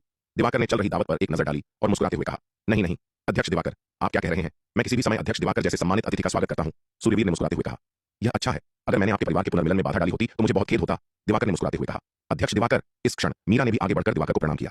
श्रीमती मीरा, दिवाकर ने उसका विनम्रता से स्वागत किया। पहले वह अभी भी मीरा को वरिष्ठता के कारण छोटी मीरा के रूप में संबोधित कर सकते थे, लेकिन अब सूर्यवीर उनके बराबर का एक पावर हाउस था और मीरा का बेटा विराट भी मनुष्यों के बीच काफी शक्तिशाली और प्रभावशाली था। वह अब उसे पहले की तरह संबोधित नहीं कर सकते थे। आओ आओ अध्यक्ष दिवाकर, कृपया बैठिए। सूर्यवीर ने दिवाकर को दावत के लिए आमंत्रित किया। दिवाकर के आगमन पर सोनाली ने जल्दी से एक नई कुर्सी की व्यवस्था की। दिवाकर ने सूर्यवीर के साथ औपचारिकता नहीं निभाई और अतिथि सीट पर बैठ गए। उन्होंने बढ़िया वाइन और व्यंजनों, साथ ही दावत की मेज पर कई दुर्लभ और कीमती प्राकृतिक खजानों पर एक नजर डाली और ईर्ष्या महसूस करने से नहीं रोक सके। ये दुर्लभ प्राकृतिक खजाने उनके स्तर के एक पावर हाउस के लिए भी काफी मददगार होंगे। यह अफसोस की बात थी कि यह उनका असली शरीर नहीं था जो आया था, अन्यथा वह दावत का आनंद ले सकते थे। हालांकि यद्यपि उनका दिव्य चेतना अवतार अन्य चीजें नहीं खा सकता था, लेकिन यह प्राचीन दिव्य धारा मदिरा पीने का स्वतंत्र रूप से आनंद ले सकता था। अरे अरे जरा ठहरिए, अगर आप इस कहानी को पूरा बिना कट और दमदार आवाज में सुनना चाहते हैं तो अभी प्ले स्टोर पर जाएं, मिनी एफएम ऐप डाउनलोड करें और कहानी की दुनिया में खो जाएं, जहां हर खजाने उसके स्तर के एक शक्तिशाली योद्धा के लिए भी काफी मददगार साबित हो सकते थे। अफसोस की बात यह थी कि यह उसका असली शरीर नहीं था जो यहाँ आया था, अन्यथा वह इस दावत का भरपूर आनंद ले सकता था। हालांकि यद्यपि उसका निर्मल अवतार भोजन नहीं कर सकता था, लेकिन वह प्राचीन दिव्य धारा मदिरा पीने का आनंद खुलकर ले सकता था। अध्यक्ष दिवाकर, आज मेरे इस विनम्र निवास पर आने का क्या कारण है? मेहमानों और मेजबानों के बैठने के बाद सूर्यवीर ने दिवाकर से पूछा। वह अच्छी तरह जानता था कि हाल ही में दिवाकर ने दानव जाति पर पूर्ण पैमाने पर हमला किया था। वह यह भी जानता था कि दिवाकर की ये गतिविधियां वास्तव में मीरा को जयपाल परिवार में वापस लाने के उनके मिशन के साथ समन्वय में थी। इसलिए सूर्यवीर दिवाकर का बहुत आभारी था। ओह, बात ऐसी है, पिछली बार हमने आपके बेटे से जो रसद खरीदी थी वह लगभग खत्म हो चुकी है, इसलिए मैं इस बार उसके साथ एक और सौदा करने आया हूं। दिवाकर ने मुस्कुराते हुए कहा। पिछली बार उन्होंने विराट से बड़ी मात्रा में नागदंत चावल और विभिन्न गोलियां खरीदने के लिए 200 अरब 9वीं श्रेणी के आध्यात्मिक पत्थर खर्च किए थे। किलों ने सीमा पर युद्धों में जबरदस्त भूमिका निभाई थी। यह उन आपूर्तियों के कारण ही था कि मानव सैनिक दानव सेना के खिलाफ युद्ध का रुख पलटने और उनके आक्रमण को पीछे धकेलने में सक्षम हुए थे। लगातार युद्धों के बाद वह रसद लगभग पूरी तरह से खत्म हो चुकी थी, इसलिए उनके पास विराट से नई खेप खरीदने के लिए फिर से दक्षिणी महाद्वीप आने के अलावा कोई विकल्प नहीं था। मैं सोच रहा हूं कि अध्यक्ष दिवाकर इस बार कितनी खरीदारी करने का इरादा रखते हैं। दिवाकर की बातें सुनकर विराट तुरंत दिलचस्पी लेने लगा। अब तक उसने जो सबसे बड़ा सौदा किया था वह समय था जब दिवाकर ने रसद खरीदने के लिए 200 अरब 9वीं श्रेणी के आध्यात्मिक पत्थर निकाले थे। बेशक इसमें शून्य समाधि महाद्वीप पर गिरीश के साथ किया गया सौदा शामिल नहीं था। मूल्य के मामले में गिरीश के साथ किया गया सौदा दिवाकर की पेशकश से कहीं आगे था। हालांकि जब गिरीश ने उसके साथ सौदा किया तो उसने जन्मजात दिव्य अस्त्रों का उपयोग किया था, न कि 9वीं श्रेणी के आध्यात्मिक पत्थरों का। तलवार संप्रदाय के लिए वर्तमान में 9वीं श्रेणी के आध्यात्मिक पत्थर अभी भी अधिक महत्वपूर्ण थे, क्योंकि तलवार संप्रदाय हर दिन भारी मात्रा में 9वीं श्रेणी के आध्यात्मिक पत्थरों की खपत करता था। चाहे वह ताबीज बनाना हो और व्यूह रचनाएं स्थापित करना हो, गोलियां बनाना और हथियार तैयार करना हो, या तलवार संप्रदाय के विभिन्न टेलीपोर्टेशन व्यूहों के संचालन को बनाए रखना हो, इन सभी के लिए भारी मात्रा में आध्यात्मिक पत्थरों की आवश्यकता होती थी। विराट ने कभी नहीं सोचा था कि वह बहुत अधिक आध्यात्मिक पत्थर कमा सकता है। मैं इस बार 500 अरब 9वीं श्रेणी के आध्यात्मिक पत्थर लाया हूं। युवा मास्टर विराट, आप इसके बदले कितना सामान दे सकते हैं? दिवाकर ने मुस्कुराते हुए कहा। चूंकि दाव संघ के युद्ध समर्थक गुट की ताकत काफी बढ़ गई थी, इसलिए दिवाकर का आत्मविश्वास भी काफी बढ़ गया था। इसके अलावा युद्ध समर्थक और शांति समर्थक गुटों के बीच का गठबंधन लगभग पूरी तरह से टूट चुका था। इसके अलावा अधिकांश शांति समर्थक सदस्य अब दाव संघ मुख्यालय में वापस चले गए थे और दिवाकर को अब उन आत्मसमर्पण गुट के सदस्यों से दानवों के खिलाफ लड़ने की उम्मीद नहीं थी। इसलिए उसे अब आत्मसमर्पण गुट की सनक पर विचार करने की आवश्यकता नहीं थी और दांव संघ के संसाधनों को आवंटित करने में उसे बहुत अधिक स्वतंत्रता थी। पिछली बार विराट से आपूर्ति खरीदने के लिए दांव संघ के खजाने से 200 अरब नौवीं श्रेणी के आध्यात्मिक पत्थर निकालने की कोशिश में वह लगभग थक गया था और उन आत्मसमर्पण गुट के बदमाशों के सहमत होने से पहले उसे मुनाफे की एक महत्वपूर्ण राशि छोड़नी पड़ी थी। लेकिन इस बार दांव संघ के खजाने से 500 अरब नौवीं श्रेणी के आध्यात्मिक पत्थर निकालने के लिए उसे उन आत्मसमर्पण गुट के कचरे की सहमति लेने की आवश्यकता नहीं थी। उसने बस उन्हें ले लिया। अगर उन्हें कोई आपत्ति है तो वे सीमा पर आएं और उससे लड़ें। 500 अरब नौवीं श्रेणी के आध्यात्मिक पत्थर। दिवाकर की बातें सुनकर विराट की आंखें तुरंत चमक उठी। आइए आइए अध्यक्ष दिवाकर, पहले एक जाम पीते हैं। विराट ने तुरंत अपना शराब का प्याला उठाया, दिवाकर के पास गया और उनके साथ जाम टकराया। यह देखकर सूर्यवीर को कुछ शर्मिंदगी महसूस हुए बिना न रह सका। यह लड़का क्या सच में पैसे का इतना लालची है? दिवाकर द्वारा ये 500 अरब नौवीं श्रेणी के आध्यात्मिक पत्थर निकालने से पहले और उनके निकालने के बाद यह लड़का पूरी तरह से दो अलग अलग इंसान लग रहा था। बदलाव बहुत ही स्पष्ट था। सूर्यवीर मूल रूप से दावत के बाद विराट को सबक सिखाना चाहता था, लेकिन जब उसकी नजर मीरा पर पड़ी जो अपने बेटे को देखकर कोमलता से मुस्कुरा रही थी, तो सूर्यवीर तुरंत डर गया। उसे तब याद आया कि अब हालात पहले से अलग थे। पहले वह जब चाहे विराट को पीट सकता था बिना किसी कारण के भी, लेकिन अब जब उसकी पत्नी उसके पास वापस आ गई थी तो वह इतनी लापरवाही से काम नहीं कर सकता था। मीरा के अपने बेटे के प्रति लाड़ प्यार को देखते हुए अगर उसने विराट को हाथ भी लगाया तो वह शायद उससे जान पर खेलकर लड़ जाएगी। मीरा के दक्षिणी महाद्वीप में लौटने के बाद से एक महीने में विराट को एक भी फटकार लगाने पर उसे मीरा से डांट खानी पड़ती थी और वह लड़का अपनी मां का समर्थन पाकर बहुत ज्यादा ढीठ हो गया था। ये सोचते हुए सूर्यवीर मन ही मन आह भरने से खुद को नहीं रोक सका। परिवार में उसका दर्जा बहुत गिर गया था। कई बार वह अपनी हिम्मत जुटाना चाहता था और एक पति के रूप में अपना अधिकार जताना चाहता था, लेकिन मीरा की एक ही नजर उसे डराने के लिए काफी थी। इस बीच विराट और दिवाकर खुशी खुशी बातें कर रहे थे। इस बार विराट ने दिवाकर को विभिन्न आपूर्तियों के लिए जो कीमतें बेची वे पिछली बार की तरह ही थी। तलवार संप्रदाय की आंतरिक विनिमय दरें, जैसे कि नागदंत चावल का पहला संस्करण, विराट ने इसे दिवाकर को एक 9वीं श्रेणी के आध्यात्मिक पत्थर प्रति किलो के हिसाब से बेचा। हालांकि जिस कीमत पर उसने इसे गिरीश और अन्य लोगों को बेचा था वह 109वीं श्रेणी के आध्यात्मिक पत्थर प्रति किलो थी, 100 गुना अधिक। अन्य गोलियां जैसे नवजीवन संजीवनी गोली, अंक पुनर्निर्माण गोली, ऊर्जा वापसी गोली और प्राचीन चिन्ह गोली भी दिवाकर को तलवार संप्रदाय की बाहरी बिक्री मूल्य के केवल 1% पर बेची गई। विराट को इतनी अनुकूल कीमत की पेशकश करते देख दिवाकर ने तुरंत उस पर प्रशंसा की बौछार कर दी, यह कामना करते हुए कि वह विराट को स्वर्ग और पृथ्वी में अद्वितीय बता सके। उसने विराट पर हर उस संभावित तारीफ की बौछार कर दी जिसके बारे में वह सोच सकता था। उदारता, वीरता, धार्मिकता, नेक चरित्र और ईमानदारी। सूर्यवीर यह सब देखकर अब और बर्दाश्त नहीं कर सका। लानत है, वह बूढ़ा दिवाकर बेशर्म है। आप दांव संघ के उपाध्यक्ष हैं और उस पर भी दिव्य विकास लोक के अंतिम चरण के विशेषज्ञ। क्या आपको वास्तव में इस तरह डींगे हाँकने की जरूरत है? इसके अलावा भले ही आप डींगे हाँकने जा रहे हो, आपको कम से कम मेरे लिए भी तो कुछ अच्छी बातें कहनी चाहिए। आप बस उस लड़के की तारीफ करते हैं, इससे मेरा सम्मान कहां रह जाता है? सूर्यवीर इतना हताश था कि वह केवल अकेले ही शराब पी सकता था। दावत के बाद विराट और दिवाकर एक दूसरे की बाहों में बाहें डालकर निकले। दोनों काफी नशे में थे और एक दूसरे को भाई कहने लगे थे। विराट वास्तव में कुछ खास है, वह अध्यक्ष दिवाकर जैसे बड़े व्यक्ति को भी अपना भाई कह सकता है। मीरा ने खुशी और आश्चर्य दोनों के साथ कहा। एक मां के रूप में वह स्वाभाविक रूप से बेहद गर्व और खुश थी कि उसका बेटा इतना सफल था। हे बूढ़ा दिवाकर और वह लड़का एक दूसरे को भाई कह रहे हैं तो क्या उसे मुझे भी चाचा नहीं कहना चाहिए? मीरा की बातें सुनकर सूर्यवीर ने ठंडेपन से हंसे। सूर्यवीर, तुम क्या बकवास कर रहे हो? अध्यक्ष दिवाकर आखिरकार दांव संघ के उपाध्यक्ष हैं, तुम उनके प्रति इतने असभ्य कैसे हो सकते हो? मीरा ने उसे घूरते हुए चिढ़कर कहा। मीरा की बातें सुनकर सूर्यवीर की आत्मसंतुष्ट मुस्कान जम गई। लानत है, वह बच्चा बूढ़े दिवाकर को भाई कह रहा था और तुमने यह नहीं कहा कि वह असभ्य था। तुमने उसे सफल होने के लिए सराहा भी। जब बात मेरी आती है तो यह बूढ़े दिवाकर के प्रति असभ्य कैसे माना जाता है? सूर्यवीर इस बारे में मीरा से गंभीर बात करना चाहता था, लेकिन जब उसने उसकी आंखों में देखा तो वह तुरंत डर गया। बहस में वह मीरा के खिलाफ कभी नहीं जीत सकता था। हर बहस उसके लिए पूर्ण हार में समाप्त होती थी। समय के साथ सूर्यवीर ने अपनी पत्नी के साथ बहस करने की हिम्मत खो दी। बेशक मीरा ने दूसरों के सामने उससे कभी बहस नहीं की, हमेशा उसके सम्मान और गरिमा की रक्षा की। उसने केवल एकांत में उसे डांटा। चूंकि बहस करते समय वह लगभग हमेशा गलत होता था, सूर्यवीर ने अपनी पत्नी के साथ कभी कोई बहस नहीं जीती। अंततः इससे उसे अपनी पत्नी का डर विकसित हो गया। दिवाकर ने विराट को 500 अरब 9वीं श्रेणी के आध्यात्मिक पत्थर दिए। इस बार उसने 300 अरब किलो नाग दंत चावल खरीदने के लिए 300 अरब पत्थरों का उपयोग किया और शेष 200 अरब पत्थरों का उपयोग बड़ी मात्रा में नवजीवन संजीवनी गोलियां, अंग पुनर्निर्माण गोलियां और पुनः शक्ति गोलियां खरीदने के लिए किया। आपूर्ति की यह भारी मात्रा सीमा पर सैनिकों के लिए कम से कम अगले 10 वर्षों के लिए पर्याप्त थी। लेन देन पूरा होने के बाद दिवाकर दक्षिणी महाद्वीप में नहीं रुका। उसने सूर्यवीर और विराट को विदाई दी, फिर अंतरिक्ष को चीरते हुए मध्य महाद्वीप की पश्चिमी सीमा की ओर लौट गया। दिवाकर के जाने से पहले सूर्यवीर वास्तव में चाहता था कि दिवाकर उसे चाचा कहे, लेकिन अपनी पत्नी के सामने उसने ऐसा करने की हिम्मत नहीं की। कहीं ऐसा न हो कि लौटने पर उसे फिर से डांट मिले। दिवाकर के जाने के बाद जीवन सामान्य हो गया। इस शांतिपूर्ण और सामंजस्यपूर्ण माहौल में दिन ब दिन समय बीतता गया। इस दिन मीरा के कमरे में मीरा और सूर्यवीर ने दिव्य पवन महल की स्वामिनी यानी महारानी रेणुका, मौसी रेणुका के मामले पर चर्चा की। सूर्यवीर, तुम आखिर रेणुका से शादी कब करोगे? मीरा ने सूर्यवीर की ओर देखा और बहुत गंभीरता से पूछा। मीरा, क्या मैंने तुम्हें पहले ही नहीं बताया? रेणुका के लिए मेरी भावनाएं हमेशा एक भाई और बहन की रही हैं। मैंने हमेशा उसे एक छोटी बहन के रूप में माना है। हमारे बीच बिल्कुल कोई रोमांटिक प्यार नहीं है। तुम आज इस बात को फिर से क्यों उठा रही हो? यह सुनकर सूर्यवीर ने लाचारी से कहा। मीरा ने उसे महारानी रेणुका से शादी करने के लिए एक से अधिक बार दबाव डाला था और हर बार जब वह इसे उठाती थी तो वह असहाय महसूस करता था। सूर्यवीर, रेणुका हमेशा से तुम्हें पसंद करती है, क्या तुम यह नहीं जानते? मीरा ने उसे देखते हुए कहा। इसके अलावा मुझे कोई आपत्ति नहीं है अगर तुम रेणुका को अपनी उपपत्नी बना लो। तुम इतने जिद्दी क्यों हो और सहमत होने से क्यों इनकार करते हो? मीरा, मेरे मन में रेणुका के लिए कोई रोमांटिक भावनाएं नहीं है, तो मुझसे सहमत होने की उम्मीद कैसे कर सकती हो? सूर्यवीर ने लाचारी से कहा। अगर मैं उससे शादी करता हूं तो अंत में यह शायद उसे केवल नुकसान ही पहुंचाएगा। रेणुका एक अच्छी महिला है, मैं वास्तव में उसे नुकसान नहीं पहुंचाना चाहता। उसके गुणों के साथ वह निश्चित रूप से भविष्य में मुझसे बेहतर पति से मिलेगी। उसे मेरे पीछे क्यों पड़े रहना चाहिए? लेकिन अगर तुम रेणुका से शादी नहीं करोगे तो उसका दिल और भी टूट जाएगा। मीरा अड़ी रही, हार मानने को तैयार नहीं थी। वह और रेणुका बहुत करीबी बहनें थीं और वह वास्तव में अपनी बहन को एक तरफा प्यार का दर्द नहीं झेलते देखना चाहती थी। समय के साथ उसे स्वाभाविक रूप से समझ आ जाएगी।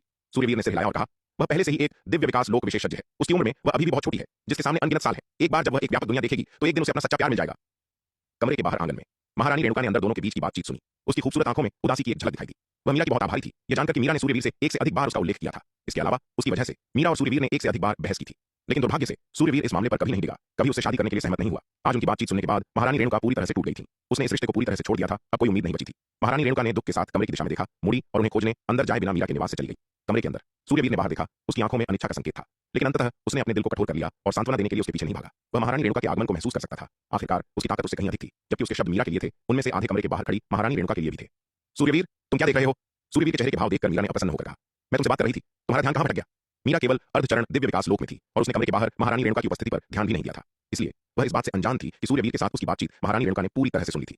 कुछ नहीं, सूर्यवीर ने सिर हिलाया और कहा, मीरा चलो इस बात को दोबारा न उठाएं, भले ही हम बहस करते रहें, इससे हम कहीं नहीं पहुंचेंगे। मैं अपनी अंतरात्मा के खिलाफ काम नहीं करूंगा। अगर मेरे मन में रेणुका के लिए रोमांटिक भावनाएं होती तो मैं स्वाभाविक रूप से तुम्हारे प्रस्ताव को अस्वीकार नहीं करता और उससे शादी कर लेता, लेकिन मैंने हमेशा उसे केवल एक छोटी बहन के रूप में देखा है। मैं वास्तव में तुम्हारे प्रस्ताव को स्वीकार नहीं कर सकता। मीरा यह देखकर व्यथित थी कि वह अपने पति को चाहे कुछ भी कहे उसे मना नहीं सकी। उनकी बहसों में सूर्यवीर आमतौर पर उसके सामने झुक जाता था, लेकिन इस मामले पर वह एक इंच भी नहीं डिगा और उसके अनुरोध को मानने से इनकार कर दिया। मीरा के निवास के बाहर विराट अभी आया था जब उसने महारानी रेणुका को गेट से बाहर निकलते देखा। मौसी रेणुका।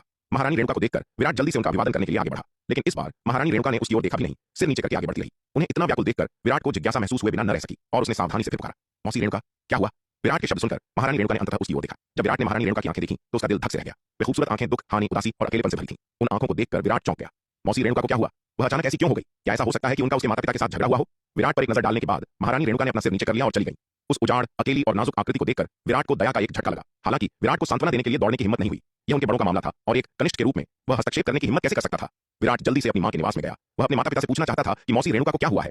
पिताजी, मां, क्या आपका मौसी रेणुका के साथ झगड़ा हुआ था? मीरा के कमरे में प्रवेश करते हुए विराट ने अपने माता पिता की ओर देखा और सावधानी से पूछा, विराट तुम्हारा क्या मतलब है? विराट के शब्द सुनकर मीरा का दिल धक से रह गया। उसके भीतर एक अनहोनी की आशंका उठी। उसने जल्दी से पूछा, मैंने अभी मौसी रेणुका को आपके निवास से बाहर आते देखा, वह बहुत दुखी लग रही थी। विराट ने कहा, क्या रेणुका भी यहाँ थी? विराट के शब्द सुनकर मीरा बहुत हैरान हुई। मां, क्या आप नहीं जानती थी कि मौसी रेणुका भी यहाँ थी? विराट ने कुछ अवाक होकर पूछा, मुझे कैसे पता चलेगा कि तुम्हारी मौसी रेणुका भी यहाँ थी? मीरा तुरंत चिंतित हो गई। सूर्यवीर, तुम दुष्ट, रेणुका भी यहाँ थी और तुमने मुझे याद भी नहीं दिलाया। मीरा ने सूर्यवीर को उग्रता से घूरा और गुस्से में कहा। मीरा के शब्द सुनकर सूर्यवीर जानता था कि वह गलत था और एक शब्द भी बोलने की हिम्मत नहीं कर सका। यह देखकर मीरा उग्र थी, लेकिन वह इस समय उसे डांटने की परवाह नहीं कर सकती थी। वह विराट की ओर मुड़ी और बोली, विराट तुम्हारी मौसी रेणुका कहाँ है? मुझे उनसे मिलाने के लिए जल्दी ले चलो। वह चिंतित थी कि रेणुका ने सूर्यवीर के शब्द सुन लिए होंगे और अपनी जान ले ली होगी। अपनी मां का तत्काल बुलावा देखकर विराट ने देरी करने की हिम्मत नहीं की और जल्दी से अपनी मां को महारानी रेणुका को खोजने के लिए ले गया। तलवार संप्रदाय के क्षेत्र के भीतर किसी को भी ढूंढना विराट के लिए बेहद आसान था। अंत में विराट अपनी मां को दिव्य पवन महल ले गया और महारानी रेणुका को पाया, जो एक आंगन में विचारों में खोई हुई थी। रेणुका! महारानी रेणुका की व्याकुल उपस्थिति को देखकर मीरा को अपने दिल में दर्द महसूस हुआ और वह जल्दी से आगे बढ़ी, धीरे से पुकारा, दीदी मीरा। पुकार सुनकर महारानी रेणुका ने मीरा की ओर देखा और धीरे से पुकारा, रेणुका दुखी मत हो, जब मैं वापस जाऊंगी तो मैं उस दुष्ट सूर्यवीर से फिर बात करूंगी। मैं निश्चित रूप से उसे तुमसे शादी करने के लिए मजबूर करूंगी। मीरा आगे बढ़ी, धीरे से उसे अपनी बाहों में खींचा और उसे सांत्वना दी। दीदी मीरा, कोई जरूरत नहीं है। यह सुनकर महारानी रेणुका ने अपना सिर हिलाया और कड़वाहट से मुस्कुराई। जबरदस्ती का प्यार कभी मीठा नहीं होता। भले ही भाई सूर्यवीर आपके दबाव में मुझसे शादी कर लें, लेकिन वे शायद खुश नहीं होंगे। रेणुका, यह क्या समय है? तुम अभी भी उसके बारे में सोच रही हो? मीरा ने गुस्से में कहा। मीरा के शब्द सुनकर महारानी रेणुका चुप हो गई। वह चुपचाप मीरा की छाती से लग गई। अंततः उसके चेहरे से आंसू बहने लगे। हालांकि उसने इस रिश्ते को तोड़ने का मन बना लिया था, लेकिन वह इतने सालों से सूर्यवीर से प्यार करती थी।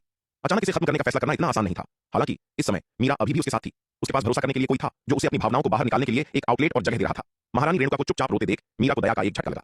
विराट ने मौसी रेणुका की ओर देखा, जो उसकी मां की बाहों में सिसक रही थी, और फिर असामान्य रूप से अपनी मां को अपने पिता को लगातार कोसते हुए देखा। यह देखकर विराट समझदारी से खिसक गया। उसे लगा कि अगर वह नहीं गया तो उसकी मां शायद उसे खींच कर लाएगी और महारानी रेणुका को अपना गुस्सा उस पर निकालने देगी।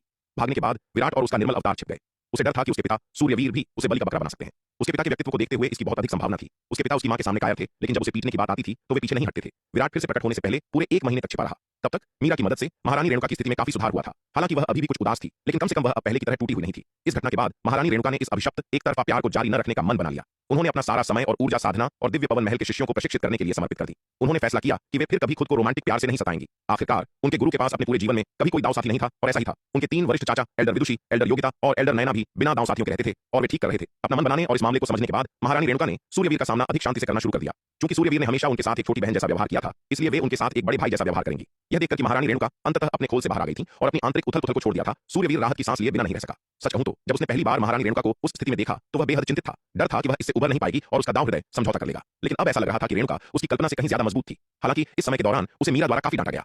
जब तक महारानी रेणुका ने अपने आंतरिक संघर्ष को हल नहीं किया, मीरा ने उसे कभी दयालु नजर से नहीं देखा। सूर्यवीर गुस्से से उबल रहा था, लेकिन अपनी पत्नी पर इसे निकालने की हिम्मत नहीं की। वह इसे विराट पर निकालना चाहता था, लेकिन उसे कहीं नहीं पा सका। अंततः वह केवल साधना के माध्यम से अपनी हताशा को बाहर निकाल सका। सौभाग्य से महारानी रेणुका ने अंततः अपने आंतरिक संघर्ष को दूर कर लिया और उसके प्रति मीरा का रवैया बदल गया, जिससे उसका जीवन थोड़ा आसान हो गया। सूर्यवीर कई और महीनों तक दक्षिणी महाद्वीप में रहा, अपने दिन साधना और अपनी पत्नी मीरा के साथ बिताए। महारानी रेणुका के मामले को लेकर अपने पति के साथ संघर्ष की अवधि के अलावा मीरा और सूर्यवीर आमतौर पर बहुत प्यार करने वाले थे। इस तरह कई और महीने बीत गए। उस दिन जब मीरा उठी तो उसने पाया कि उसका पति उसके पास नहीं था। वह बिस्तर से उठी और कमरे में मेज पर एक नोट छोड़ा हुआ पाया।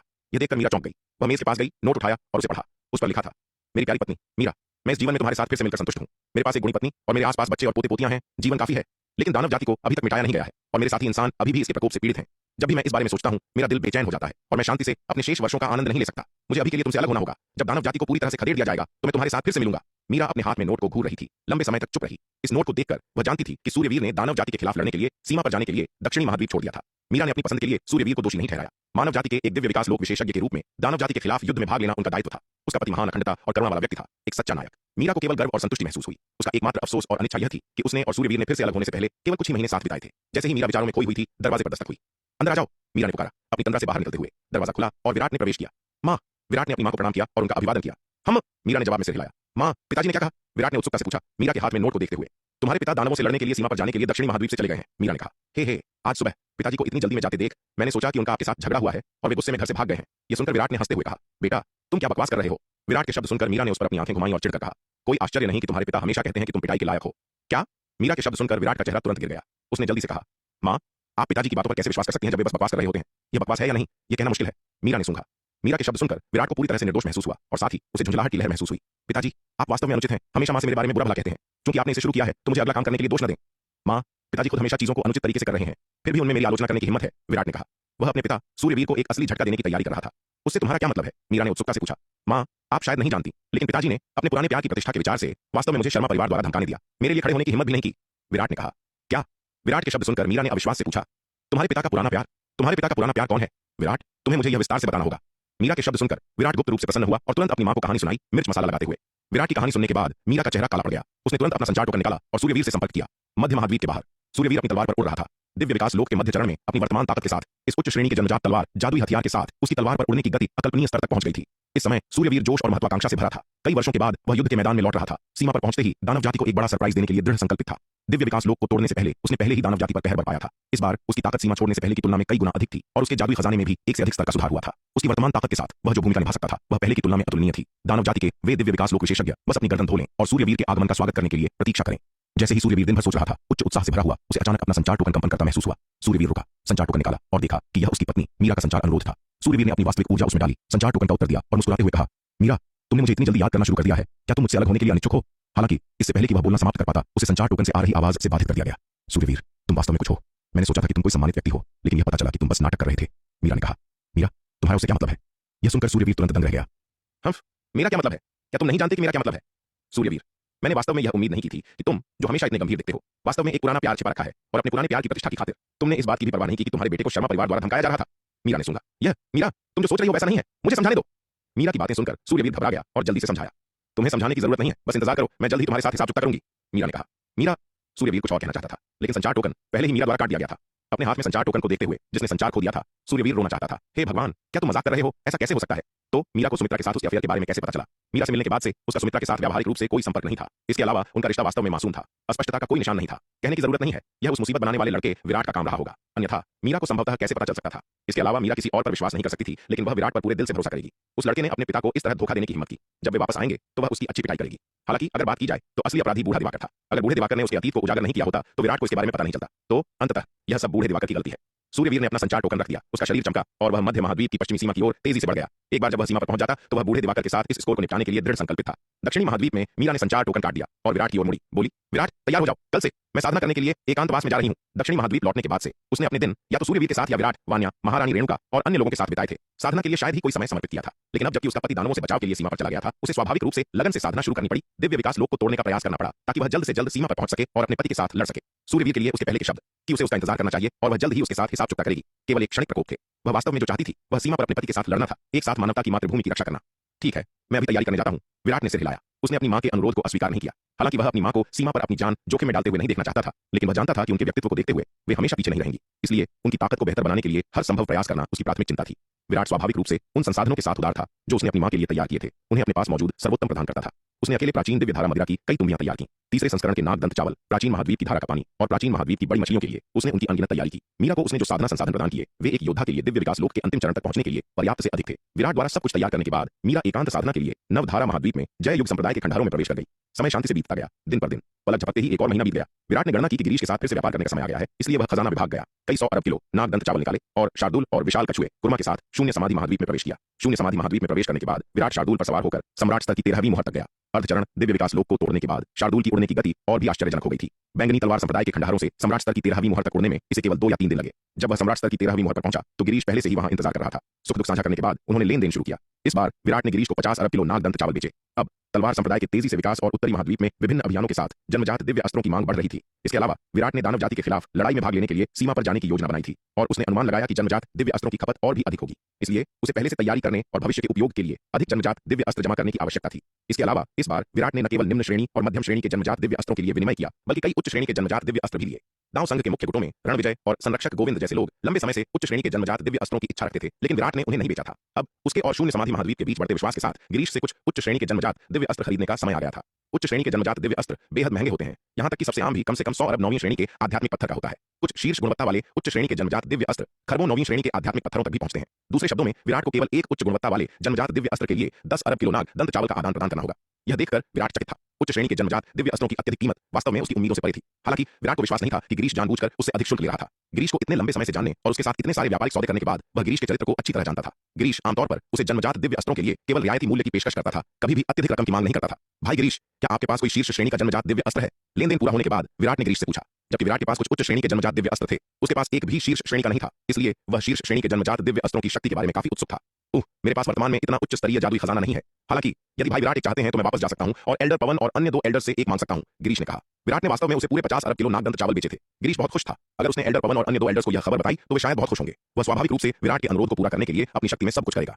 अभी इसकी कोई जरूरत नहीं है, चलो अगली बार इस पर बात करते हैं। विराट ने हाथ हिलाया और कहा। अमर स्तर की मुहर सम्राट स्तर की 13वीं मुहर से बहुत दूर थी। गिरीश जैसे दिव्य विकास लोक के मध्य चरण के विशेषज्ञ के लिए भी एक राउंड ट्रिप में शायद आधा साल लग जाएगा। विराट नहीं चाहता था कि गिरीश सिर्फ उसके कहने पर एक और यात्रा करे। वैसे भाई गिरीश, शीर्ष श्रेणी के जन्मजात दिव्य अस्त्रों के लिए आपकी सामान्य कीमत क्या है? विराट रुका, फिर पूछा। खैर, यह शीर्ष श्रेणी के जन्मजात दिव्य अस्त्र की गुणवत्ता पर निर्भर करता है। गिरीश ने एक पल के लिए विचार किया और फिर कहा। विभिन्न गुणों के शीर्ष श्रेणी के जन्मजात दिव्य अस्त्रों के बीच कीमत का अंतर काफी बड़ा है। हालांकि यहां तक कि सबसे आम शीर्ष श्रेणी का जन्मजात दिव्य अस्त्र आमतौर पर एक खरब नौवीं श्रेणी के आध्यात्मिक पत्थरों से शुरू होता है। अधिक महंगे वाले कई खरब नौवीं श्रेणी के आध्यात्मिक पत्थर खर्च कर सकते हैं और कुछ शीर्ष स्तरीय। गिरीश के शब्द सुनकर विराट हांफने से खुद को नहीं रोक सका। हालांकि उसने उम्मीद की थी कि शीर्ष श्रेणी के जन्मजात दिव्य अस्त्रों की कीमत अधिक होगी, लेकिन जब उसे वास्तव में कीमत पता चली तो वह कुछ हद तक हैरान रह गया। शीर्ष श्रेणी के जन्मजात दिव्य अस्त्रों की उच्च कीमत को देखते हुए इसका मतलब था कि भले ही उसने इस बार गिरीश को 50 अरब किलो नागदंत चावल बेचे हों, वह शायद केवल 1 या 2 शीर्ष श्रेणी के जन्मजात दिव्य अस्त्रों के लिए इसका आदान प्रदान कर सकता था। विराट ने मूल रूप से अपने अगले लेन देन के दौरान गिरीश के साथ 1 या 2 शीर्ष श्रेणी के जन्मजात दिव्य अस्त्रों का आदान प्रदान करने की योजना बनाई थी, लेकिन ऐसे खजानों की कीमत सुनने के बाद उसने उस योजना को छोड़ दिया। यदि वह गिरीश से शीर्ष श्रेणी के जन्मजात दिव्य अस्त्रों का आदान प्रदान करता तो उसे कम से कम सैकड़ों अरबों किलो नागदंत चावल बेचने पड़ते। हालांकि शून्य समाधि महाद्वीप के साथ उसका आपसी विश्वास पहले से ही काफी अधिक था। विराट एक ही बार में अपने व्यापार के दायरे का इतना विस्तार नहीं करना चाहता था। इसके अलावा हालांकि तलवार संप्रदाय अब लगभग पूरी तरह से नागदंत चावल की खेती करता है, जिसके परिणाम स्वरूप बहुत अधिक उपज होती है। तलवार संप्रदाय की खपत भी बहुत अधिक है। आखिरकार तलवार संप्रदाय की सेना अकेले 120 मिलियन से अधिक है। दिव्य पवन महल और कनिष्क संघ के योद्धाओं को जोड़ने पर नागदंत चावल की खपत समान रूप से चौंकाने वाली है। इसके अलावा हालांकि तलवार संप्रदाय अब नागदंत चावल की खेती करता है, उत्पादित नागदंत चावल का एक बड़ा हिस्सा इसे खेती करने वाले आम लोगों को पुरस्कार के रूप में वितरित किया जाता है। आखिरकार तलवार संप्रदाय के क्षेत्र के भीतर लगभग हर कोई मार्शल आर्ट का अभ्यास करता है। तलवार संप्रदाय ने हर शहर में शास्त्र भंडार और अकादमियां स्थापित की हैं, जिससे उसके क्षेत्र के भीतर हर नागरिक को मार्शल आर्ट सीखने और साधना करने का अवसर मिलता है। इसलिए हालांकि तलवार संप्रदाय की सेना केवल 120 मिलियन है, लेकिन इसके क्षेत्र के भीतर योद्धाओं की संख्या अनगिनत है। इन योद्धाओं की साधना के लिए भी भारी मात्रा में नागदंत चावल की आवश्यकता होती है। बेशक निम्न स्तरीय योद्धाओं से नागदंत चावल की मांग उच्च स्तरीय योद्धाओं की तुलना में बहुत कम है। निम्न स्तरीय योद्धाओं के लिए नागदंत चावल के एक दाने में निहित ऊर्जा उन्हें कई महीनों या वर्षों तक बनाए रखने के लिए पर्याप्त है। हालांकि जबकि निम्न स्तरीय योद्धाओं की व्यक्तिगत मांग कम है, लेकिन विशाल मात्रा भारी है। इसके अलावा तलवार संप्रदाय को वर्तमान में सीमा पर मानव सैनिकों की आपूर्ति के लिए बड़ी मात्रा में नागदंत चावल बेचने की आवश्यकता है। इसलिए वर्तमान में सालाना गिरीश को 50 अरब किलो नागदंत चावल बेचना तलवार संप्रदाय के लिए पहले से ही सीमा है। अधिक बेचने से तलवार संप्रदाय की अपनी दैनिक जरूरतें प्रभावित हो सकती हैं। इससे कोई फर्क नहीं पड़ता कि वे बाद में गिरीश को अधिक नागदंत चावल बेचते हैं जब संप्रदाय का उत्पादन बढ़ता है। वर्तमान में तलवार संप्रदाय के क्षेत्र के भीतर योद्धाओं के साधना स्तर में वृद्धि के साथ वे जिस नागदंत चावल की खेती कर सकते हैं उसकी मात्रा भी नाटकीय रूप से बढ़ रही है। अब तलवार संप्रदाय के क्षेत्र के भीतर भूमि लगभग अपर्याप्त है और कई योद्धा भूमि जोतने के लिए नवधारा महाद्वीप में चले गए हैं। आखिरकार नवधारा महाद्वीप का क्षेत्र काफी विशाल है, जिसमें बहुत सारी कृषि योग्य भूमि है। अब भी तलवार संप्रदाय ने पूरे नवधारा महाद्वीप का पूरी तरह से अन्वेषण नहीं किया है। नवधारा महाद्वीप पर कुछ प्राचीन संप्रदाय खंडहरों से तलवार संप्रदाय द्वारा प्राप्त अभिलेखों के अनुसार नवधारा महाद्वीप का पूरा क्षेत्र शक्ति सिंधु महाद्वीप के मध्य महाद्वीप के बराबर है। इतने विशाल क्षेत्र को पूरी तरह से तलाशने के लिए तलवार संप्रदाय को बेहद लंबा समय लगेगा। जहां तक पूरे नवधारा महाद्वीप की खेती करने की बात है तो उसमें अज्ञात समय लगेगा। नवधारा महाद्वीप जैसी विशाल भूमि के साथ तलवार संप्रदाय के पास नागदंत चावल की खेती के लिए उपयुक्त पर्याप्त भूमि थी। अपना लेन देन पूरा करने के बाद विराट और गिरीश अलग हो गए। गिरीश रिपोर्ट करने के लिए नागदंत चावल को वापस अमर स्तर की मोहरों पर ले गया। दूसरी ओर विराट उन मोहरों पर गया कि लोहे हड्डी दानव ऊर्जा को अवशोषित करने और राक्षसी कलाकृतियों को इकट्ठा करने के लिए पहले ही तोड़ा जा चुका था। गिरीश द्वारा उसे दिए गए नए नक्शे का अनुसरण करते हुए विराट ने हड्डी दानव जाति द्वारा तोड़ी गई प्रत्येक मोहर को पाया, जिससे अनंत परम मीनार अगले तारे को रोशन करने के लिए मोहरों के नीचे हड्डी दानव ऊर्जा को अवशोषित कर सके। इस बार अनंत परम मीनार ने दूसरे स्तर के 47वें तारे को पूरी तरह से रोशन करने से पहले 20 सम्राट स्तर की मोहरों से हड्डी दानव ऊर्जा को अवशोषित किया। विराट ने अनुमान लगाया कि 47वें तारे को पूरी तरह से रोशन करने के लिए आवश्यक ऊर्जा लगभग 20 अरब से अधिक 9वीं श्रेणी के आध्यात्मिक पत्थरों के बराबर थी।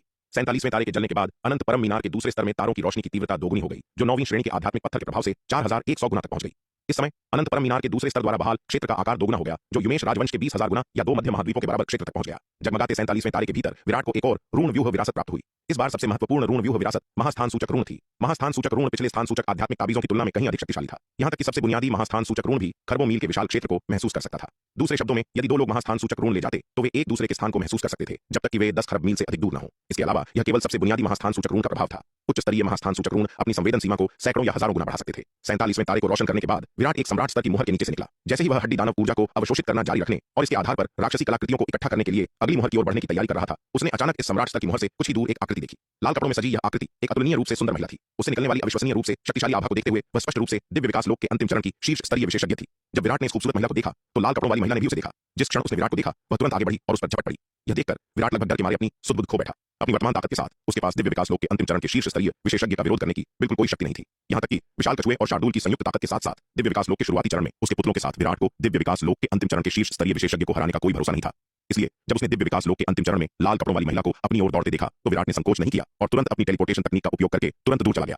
लाल कपड़ों वाली महिला के हमले को चकमा देने के बाद विराट ने तुरंत एक शून्य पलायन ताबीज सक्रिय किया, जिससे वह तुरंत खरबों मील दूर टेलीपोर्ट हो गया। यह देखकर लाल कपड़ों वाली महिला दंग रह गई। उसे उम्मीद नहीं थी कि महान क्षेत्र के अंतिम चरण की एकमात्र चींटी उसकी पकड़ से बच सकती है। लाल कपड़ों वाली महिला ने उस दिशा में देखा जहां विराट भागा था, फिर पीछा करने के लिए चमक उठी। हालांकि विराट ने खरबों मील दूर जाने के लिए टेलीपोर्टेशन ताबीज का उपयोग किया था, लेकिन उसके जैसे शीर्ष स्तरीय विशेषज्ञ के लिए जो दिव्य विकास लोक के अंतिम चरण में थी, केवल एक खरब मील की दूरी कुछ भी नहीं थी जिसे वह महसूस कर सकती थी। लाल रंग में यह खूबसूरत महिला और कोई नहीं बल्कि शबनम, मूल नाम शू यान थी, जो सम्राट स्तर की 25वीं मुहर की संरक्षक थी। सम्राट स्तर की 25वीं मुहर के नीचे हड्डी दानव कबीले से निपटने के बाद शबनम वहां नहीं रुकी। इसके बजाय वह अधिक नाग दंत चावल कमाने के लिए काम की तलाश में शून्य समाधि महाद्वीप में घूमती रही। हालांकि अन्य मुहर संरक्षक सभी जानते थे कि सम्राट स्तर और एकलव्य स्तर की मुहरें बहुत प्रतिष्ठित थीं। एक मुहर में हड्डी दानव कबीले के सदस्य को हराने से नागदंत चावल का भारी इनाम मिल सकता था, इसलिए वे यह काम दूसरों को सौंपने को तैयार नहीं थे। तो शबनम लंबे समय तक बिना कोई काम पाए शून्य समाधि महाद्वीप में भटकती रही। ऊपर वह सम्राट स्तर की 25वीं मुहर पर लौट आई, जिसकी उसने कभी रक्षा की थी। वह लाखों वर्षों से वहां तैनात थी, अवचेतन रूप से इसे अपना घर मानती थी। हालांकि शबनम के आश्चर्य के लिए लौटने पर उसने एकमात्र चींटी को, जो महान क्षेत्र के अंतिम चरण में थी, मुहर के नीचे से निकलते देखा। विराट को देखकर शबनम बहुत हैरान हुई। वह बहुत उत्सुक थी कि महान क्षेत्र के अंतिम चरण की एक चींटी वहां क्यों दिखाई देगी। शबनम ने तुरंत निष्कर्ष निकाला कि विराट शून्य समाधि महाद्वीप से नहीं था, क्योंकि शून्य समाधि महाद्वीप का हर कोई वर्तमान में शून्य समाधि नगर शून्य नगर में था। आरोहण लोक से नीचे के योद्धाओं को शून्य नगर छोड़ने की बिल्कुल मनाही थी। यह आदेश एल्डर पवन, एल्डर शेखर और एल्डर लक्ष्मण का एक सख्त आदेश था और किसी ने भी इसकी अवज्ञा करने की हिम्मत नहीं की। इसके अलावा आरोहण लोक से नीचे के योद्धा अगर चाहते तो भी शून्य नगर नहीं छोड़ सकते थे। ऐसा इसलिए था क्योंकि शून्य नगर में भी दिव्य विकास लोक विशेषज्ञ तैनात थे। उनकी अनुमति के बिना कोई भी शून्य नगर नहीं छोड़ सकता था। इसलिए यह नीच महान क्षेत्र का साधक जो यहाँ दिखाई दे रहा था, निश्चित रूप से शून्य समाधि महाद्वीप से नहीं था। यह सोचकर शबनम इस नीच महान क्षेत्र के साधक को पकड़ना और उससे पूछताछ करना चाहती थी। शून्य समाधि महाद्वीप से बाहर का कोई योद्धा यहाँ कैसे हो सकता है? शबनम को लगा कि यह युवक किसी चौंकाने वाले रहस्य में शामिल हो सकता है। अगर वह उससे यह रहस्य निकाल सके तो उसे दूसरी दुनिया का रास्ता मिल सकता है। यह सोचकर शबनम अविश्वसनीय रूप से उत्साहित थी। वह बहुत पहले से इस मनहूस जगह शून्य समाधि महाद्वीप में रहना बंद करना चाहती थी। यह दुनिया हड्डी दानव ऊर्जा से प्रदूषित थी, जिसे आध्यात्मिक ऊर्जा को अवशोषित करके साधना करना असंभव हो गया था। उनके जैसे मानव योद्धाओं के लिए शून्य समाधि महाद्वीप अनिवार्य रूप से एक मृत क्षेत्र था। शबनम दो कारणों से शून्य समाधि महाद्वीप पर रही। सबसे पहले उसे 3 एल्डर्स पवन, शेखर और लक्ष्मण का डर था। उनकी अनुमति के बिना शून्य समाधि महाद्वीप छोड़ना भागने के बराबर होगा, जिसके परिणाम स्वरूप उनका पीछा किया जा सकता है। दूसरा, वह अधिक नागदंत चावल जमा करना चाहती थी और अपने प्रस्थान की योजना बनाने से पहले पूरी तैयारी करना चाहती थी। आखिरकार ब्रह्मांड को पार करना कोई मजाक नहीं था।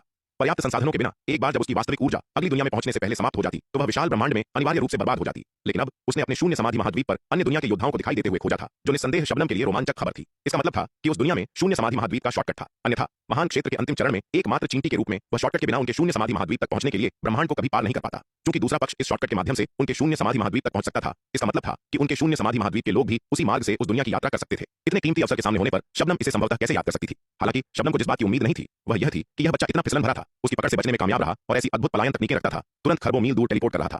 शबनम ने अपनी पूरी ताकत के साथ उस दिशा में विराट का पीछा किया जहां वह भागा था और जल्द ही उसने उस हरे रंग की आकृति को फिर से देखा। विराट ने अभी अभी खरबों मील दूर भागने के लिए एक टेलीपोर्टेशन ताबीज का उपयोग किया था और इससे पहले कि वह अपनी सांस भी ले पाता, उसने उस लाल रंग की आकृति को फिर से देखा जो पहले से ही उसकी दृष्टि में वापस आ गई थी। ये देखकर विराट घबरा गया। हे भगवान, क्या यह सच है? इतना तेज!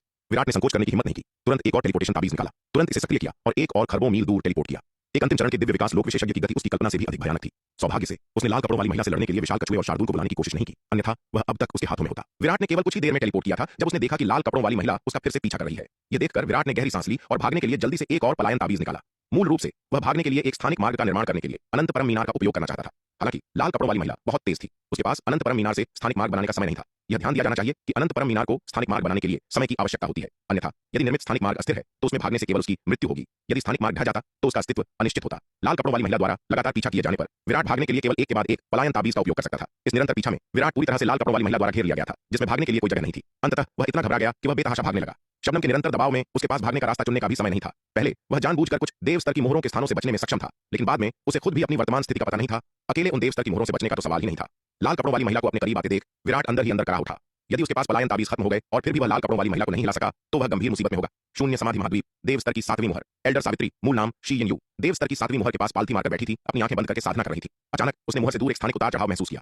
एल्डर सावित्री ने अचानक अपनी आंखें खोली, अपना हाथ बढ़ाया और स्थानिक उतार चढ़ाव की दिशा की ओर पहुंची। अगले ही पल वह नीले वस्त्र में एक युवक को वापस ले आई। विराट घबराहट में भाग रहा था। उसने अभी अभी भागने के लिए एक टेलीपोर्टेशन ताबीज का उपयोग किया था जो आकाश में दिखाई दे रहा था। जैसे ही वह अपनी रिहाई जारी रखने के लिए एक और टेलीपोर्टेशन ताबीज निकालने वाला था, उसने अचानक एक शुद्ध सफेद जेड जैसा हाथ पतली हवा से बाहर निकलते और उसे पकड़ते देखा। जब यह शुद्ध सफेद जेड जैसा हाथ दिखाई दिया तो विराट बहुत घबरा गया। इस हाथ से उसने पहले वाली लाल कपड़ों वाली महिला की तुलना में और भी अधिक भयानक आभा महसूस की। इस समय विराट ने एक टेलीपोर्टेशन तकनीक का उपयोग किया। इस शुद्ध सफेद जेड जैसे हाथ की पकड़ को चकमा देने की पूरी कोशिश की, लेकिन दुर्भाग्य से इस हाथ में निहित शक्ति बहुत भयानक थी। अपनी वर्तमान टेलीपोर्टेशन तकनीक की शक्ति के साथ भी वह इस हथेली द्वारा सील की गई जगह को नहीं तोड़ सकता था और इस जेड सफेद हाथ से मजबूती से पकड़ लिया गया था। अरे नहीं! जैसे ही वह इस जेड सफेद हथेली में गिरा, विराट को अपनी रीढ़ में सिहरन महसूस हुई और उसने स्थिति को कोसा। अगले ही पल उसकी दृष्टि धुंधली हो गई और उसने खुद को दूसरी जगह पाया। उसके सामने लंबी धनुषाकार भौहों वाली एक खूबसूरत महिला बैठी थी। इस खूबसूरत महिला की फीनिक्स आंखें, एक आश्चर्यजनक रूप से सुंदर चेहरा और एक दिव्य सुंदरता थी। उसका स्वभाव अलग और प्रतिष्ठित था, जैसे स्वर्ग की कोई देवी। सबसे महत्वपूर्ण बात, उसने समुद्र की तरह गहरी आभा बिखेरी। विराट की वर्तमान दृष्टि के साथ भी वह उसकी साधना की सीमा को नहीं पहचान सका। जिस व्यक्ति ने उसे खींचा था वह कोई और नहीं बल्कि यह आश्चर्यजनक रूप से सुंदर महिला थी जो स्वर्ग की देवी की तरह थी। अपने सामने इस अतुलनीय रूप से सुंदर महिला को देखकर विराट पूरी तरह से डरावनी स्थिति से भर गया। महिला की साधना भयानक थी, कुछ ऐसा जो उसने अपने जीवन में पहले कभी नहीं देखा था। यहाँ तक कि दांव संघ के नेता दिवाकर भी उससे तुलना करने में सक्षम नहीं हो सकते।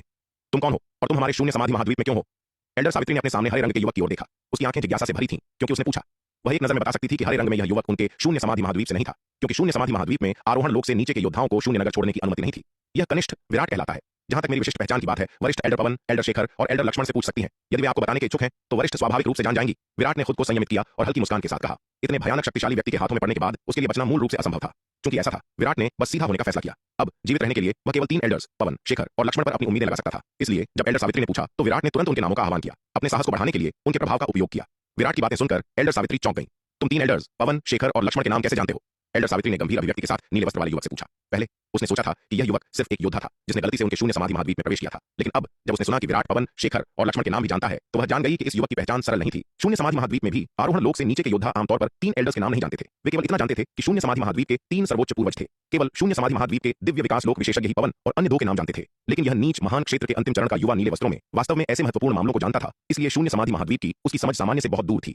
जैसा कि मैंने पहले ही कहा है, यदि आप मेरी जानकारी जानना चाहती हैं तो आप एल्डर्स पवन, शेखर और लक्ष्मण से पूछ सकती हैं। यदि वे आपको बताने के इच्छुक हैं तो आप स्वाभाविक रूप से समझ जाएंगी, लेकिन अगर वे अनिच्छुक हैं तो मुझे डर है कि मेरे पास कहने के लिए कुछ नहीं है। विराट ने कहा, एक बेपरवाह रवैया अपनाते हुए। वह अब बिल्कुल भी घबरा नहीं सकता था। वह जितना अधिक घबराता उतना ही बुरा होता। वह जितना शांत दिखाई देता उतना ही वह इस महिला को डरा सकता था। निश्चित रूप से विराट के आत्मविश्वासपूर्ण व्यवहार को देखकर और उसे बार-बार एल्डर्स पवन, शेखर और लक्ष्मण का उल्लेख करते हुए सुनकर एल्डर सावित्री तुरंत डर गई और जल्दबाजी में कार्य करने की हिम्मत नहीं की।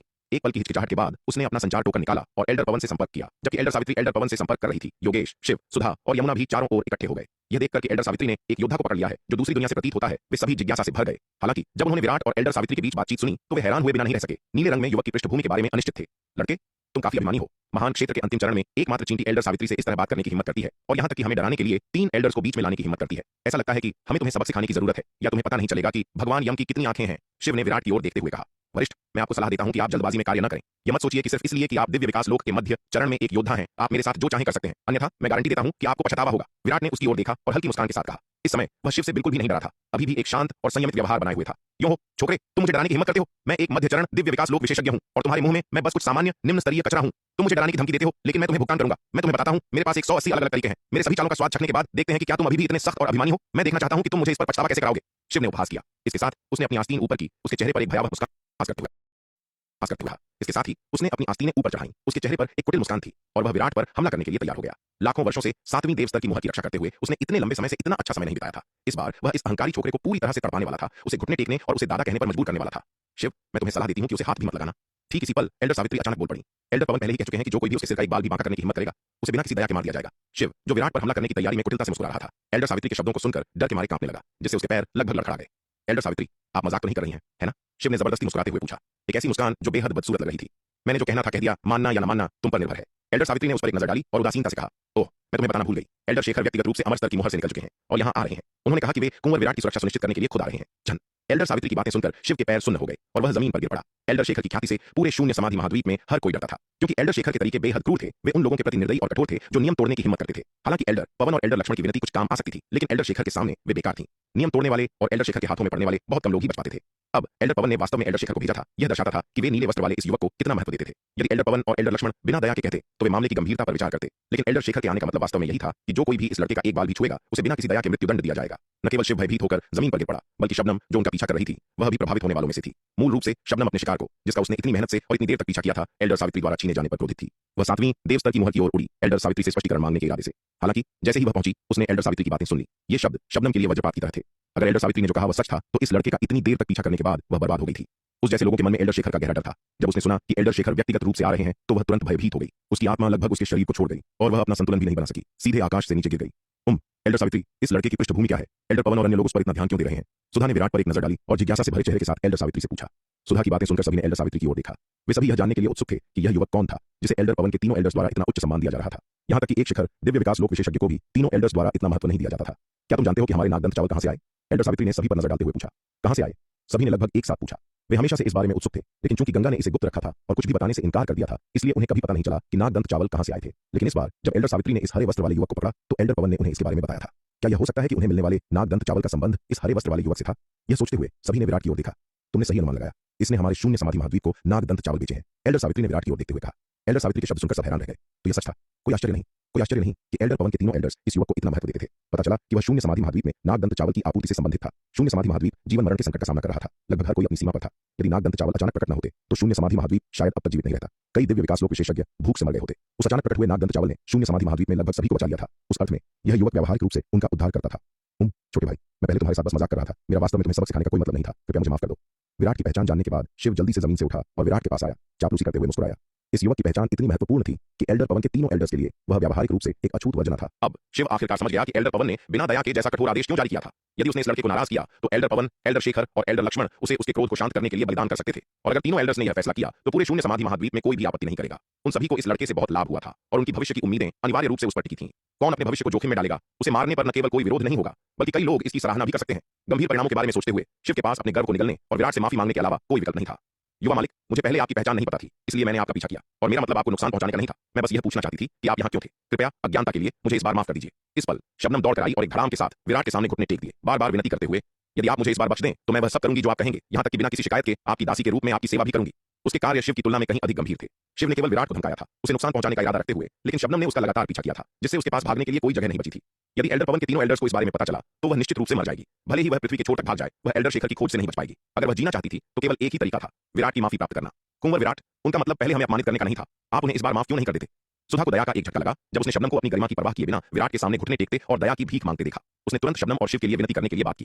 हालांकि शबनम के साथ उसका पहले विवाद हुआ था, लेकिन वह केवल एक मौखिक तकरार थी। वह उसके लिए शबनम के प्रति द्वेष नहीं रखेगी और न ही यह चाहेगी कि वह इतनी छोटी सी बात पर अपनी जान गंवा दे। सुधा की बातें सुनकर एल्डर सावित्री और योगेश उसकी ओर देखने से खुद को रोक नहीं पाए, मन ही मन आहें भरते हुए। सुधा अभी भी बहुत भोली थी। वह यह भी नहीं जानती थी कि विराट किस तरह का व्यक्ति है, फिर भी उसने शबनम और शिव के लिए लापरवाही से बात की। यदि विराट खुले विचारों वाला और उदार था, एक दयालु व्यक्ति, तो ठीक था, लेकिन अगर यह युवक प्रतिशोधी और संकीर्ण विचारों वाला था तो सुधा की विनती उसके क्रोध को भड़का सकती थी और वह शबनम और शिव के साथ साथ खुद भी फंस सकती थी। एल्डर सावित्री ने गुप्त रूप से संकल्प लिया कि यदि सबसे खराब स्थिति हुई तो वह सुधा की रक्षा करेगी, चाहे कुछ भी हो, उसे फंसने से रोकेगी।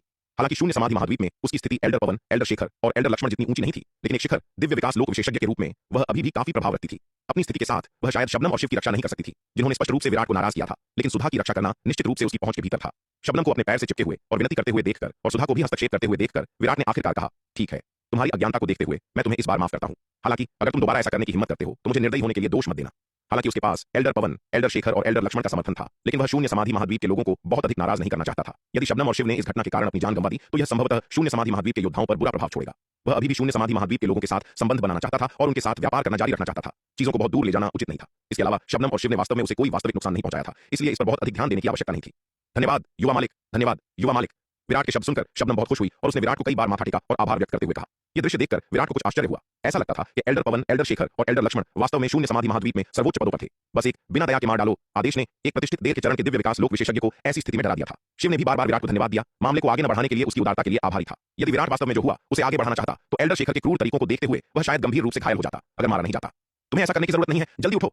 विराट ने शबनम पर एक नजर डाली और उसे उठाने के लिए हाथ बढ़ाया। शबनम की विनम्र उपस्थिति को देखकर इतना लंबा पीछा किए जाने से उसे जो गुस्सा महसूस हुआ था वह लगभग गायब हो गया था। दिव्य विकास लोक के बाद के चरण में एक शीर्ष स्तरीय विशेषज्ञ, शक्ति सिंधु महाद्वीप की ताकत का एक स्तंभ, एल्डर पवन के एक वाक्य के कारण उसके प्रति इतना विनम्र हो गया था।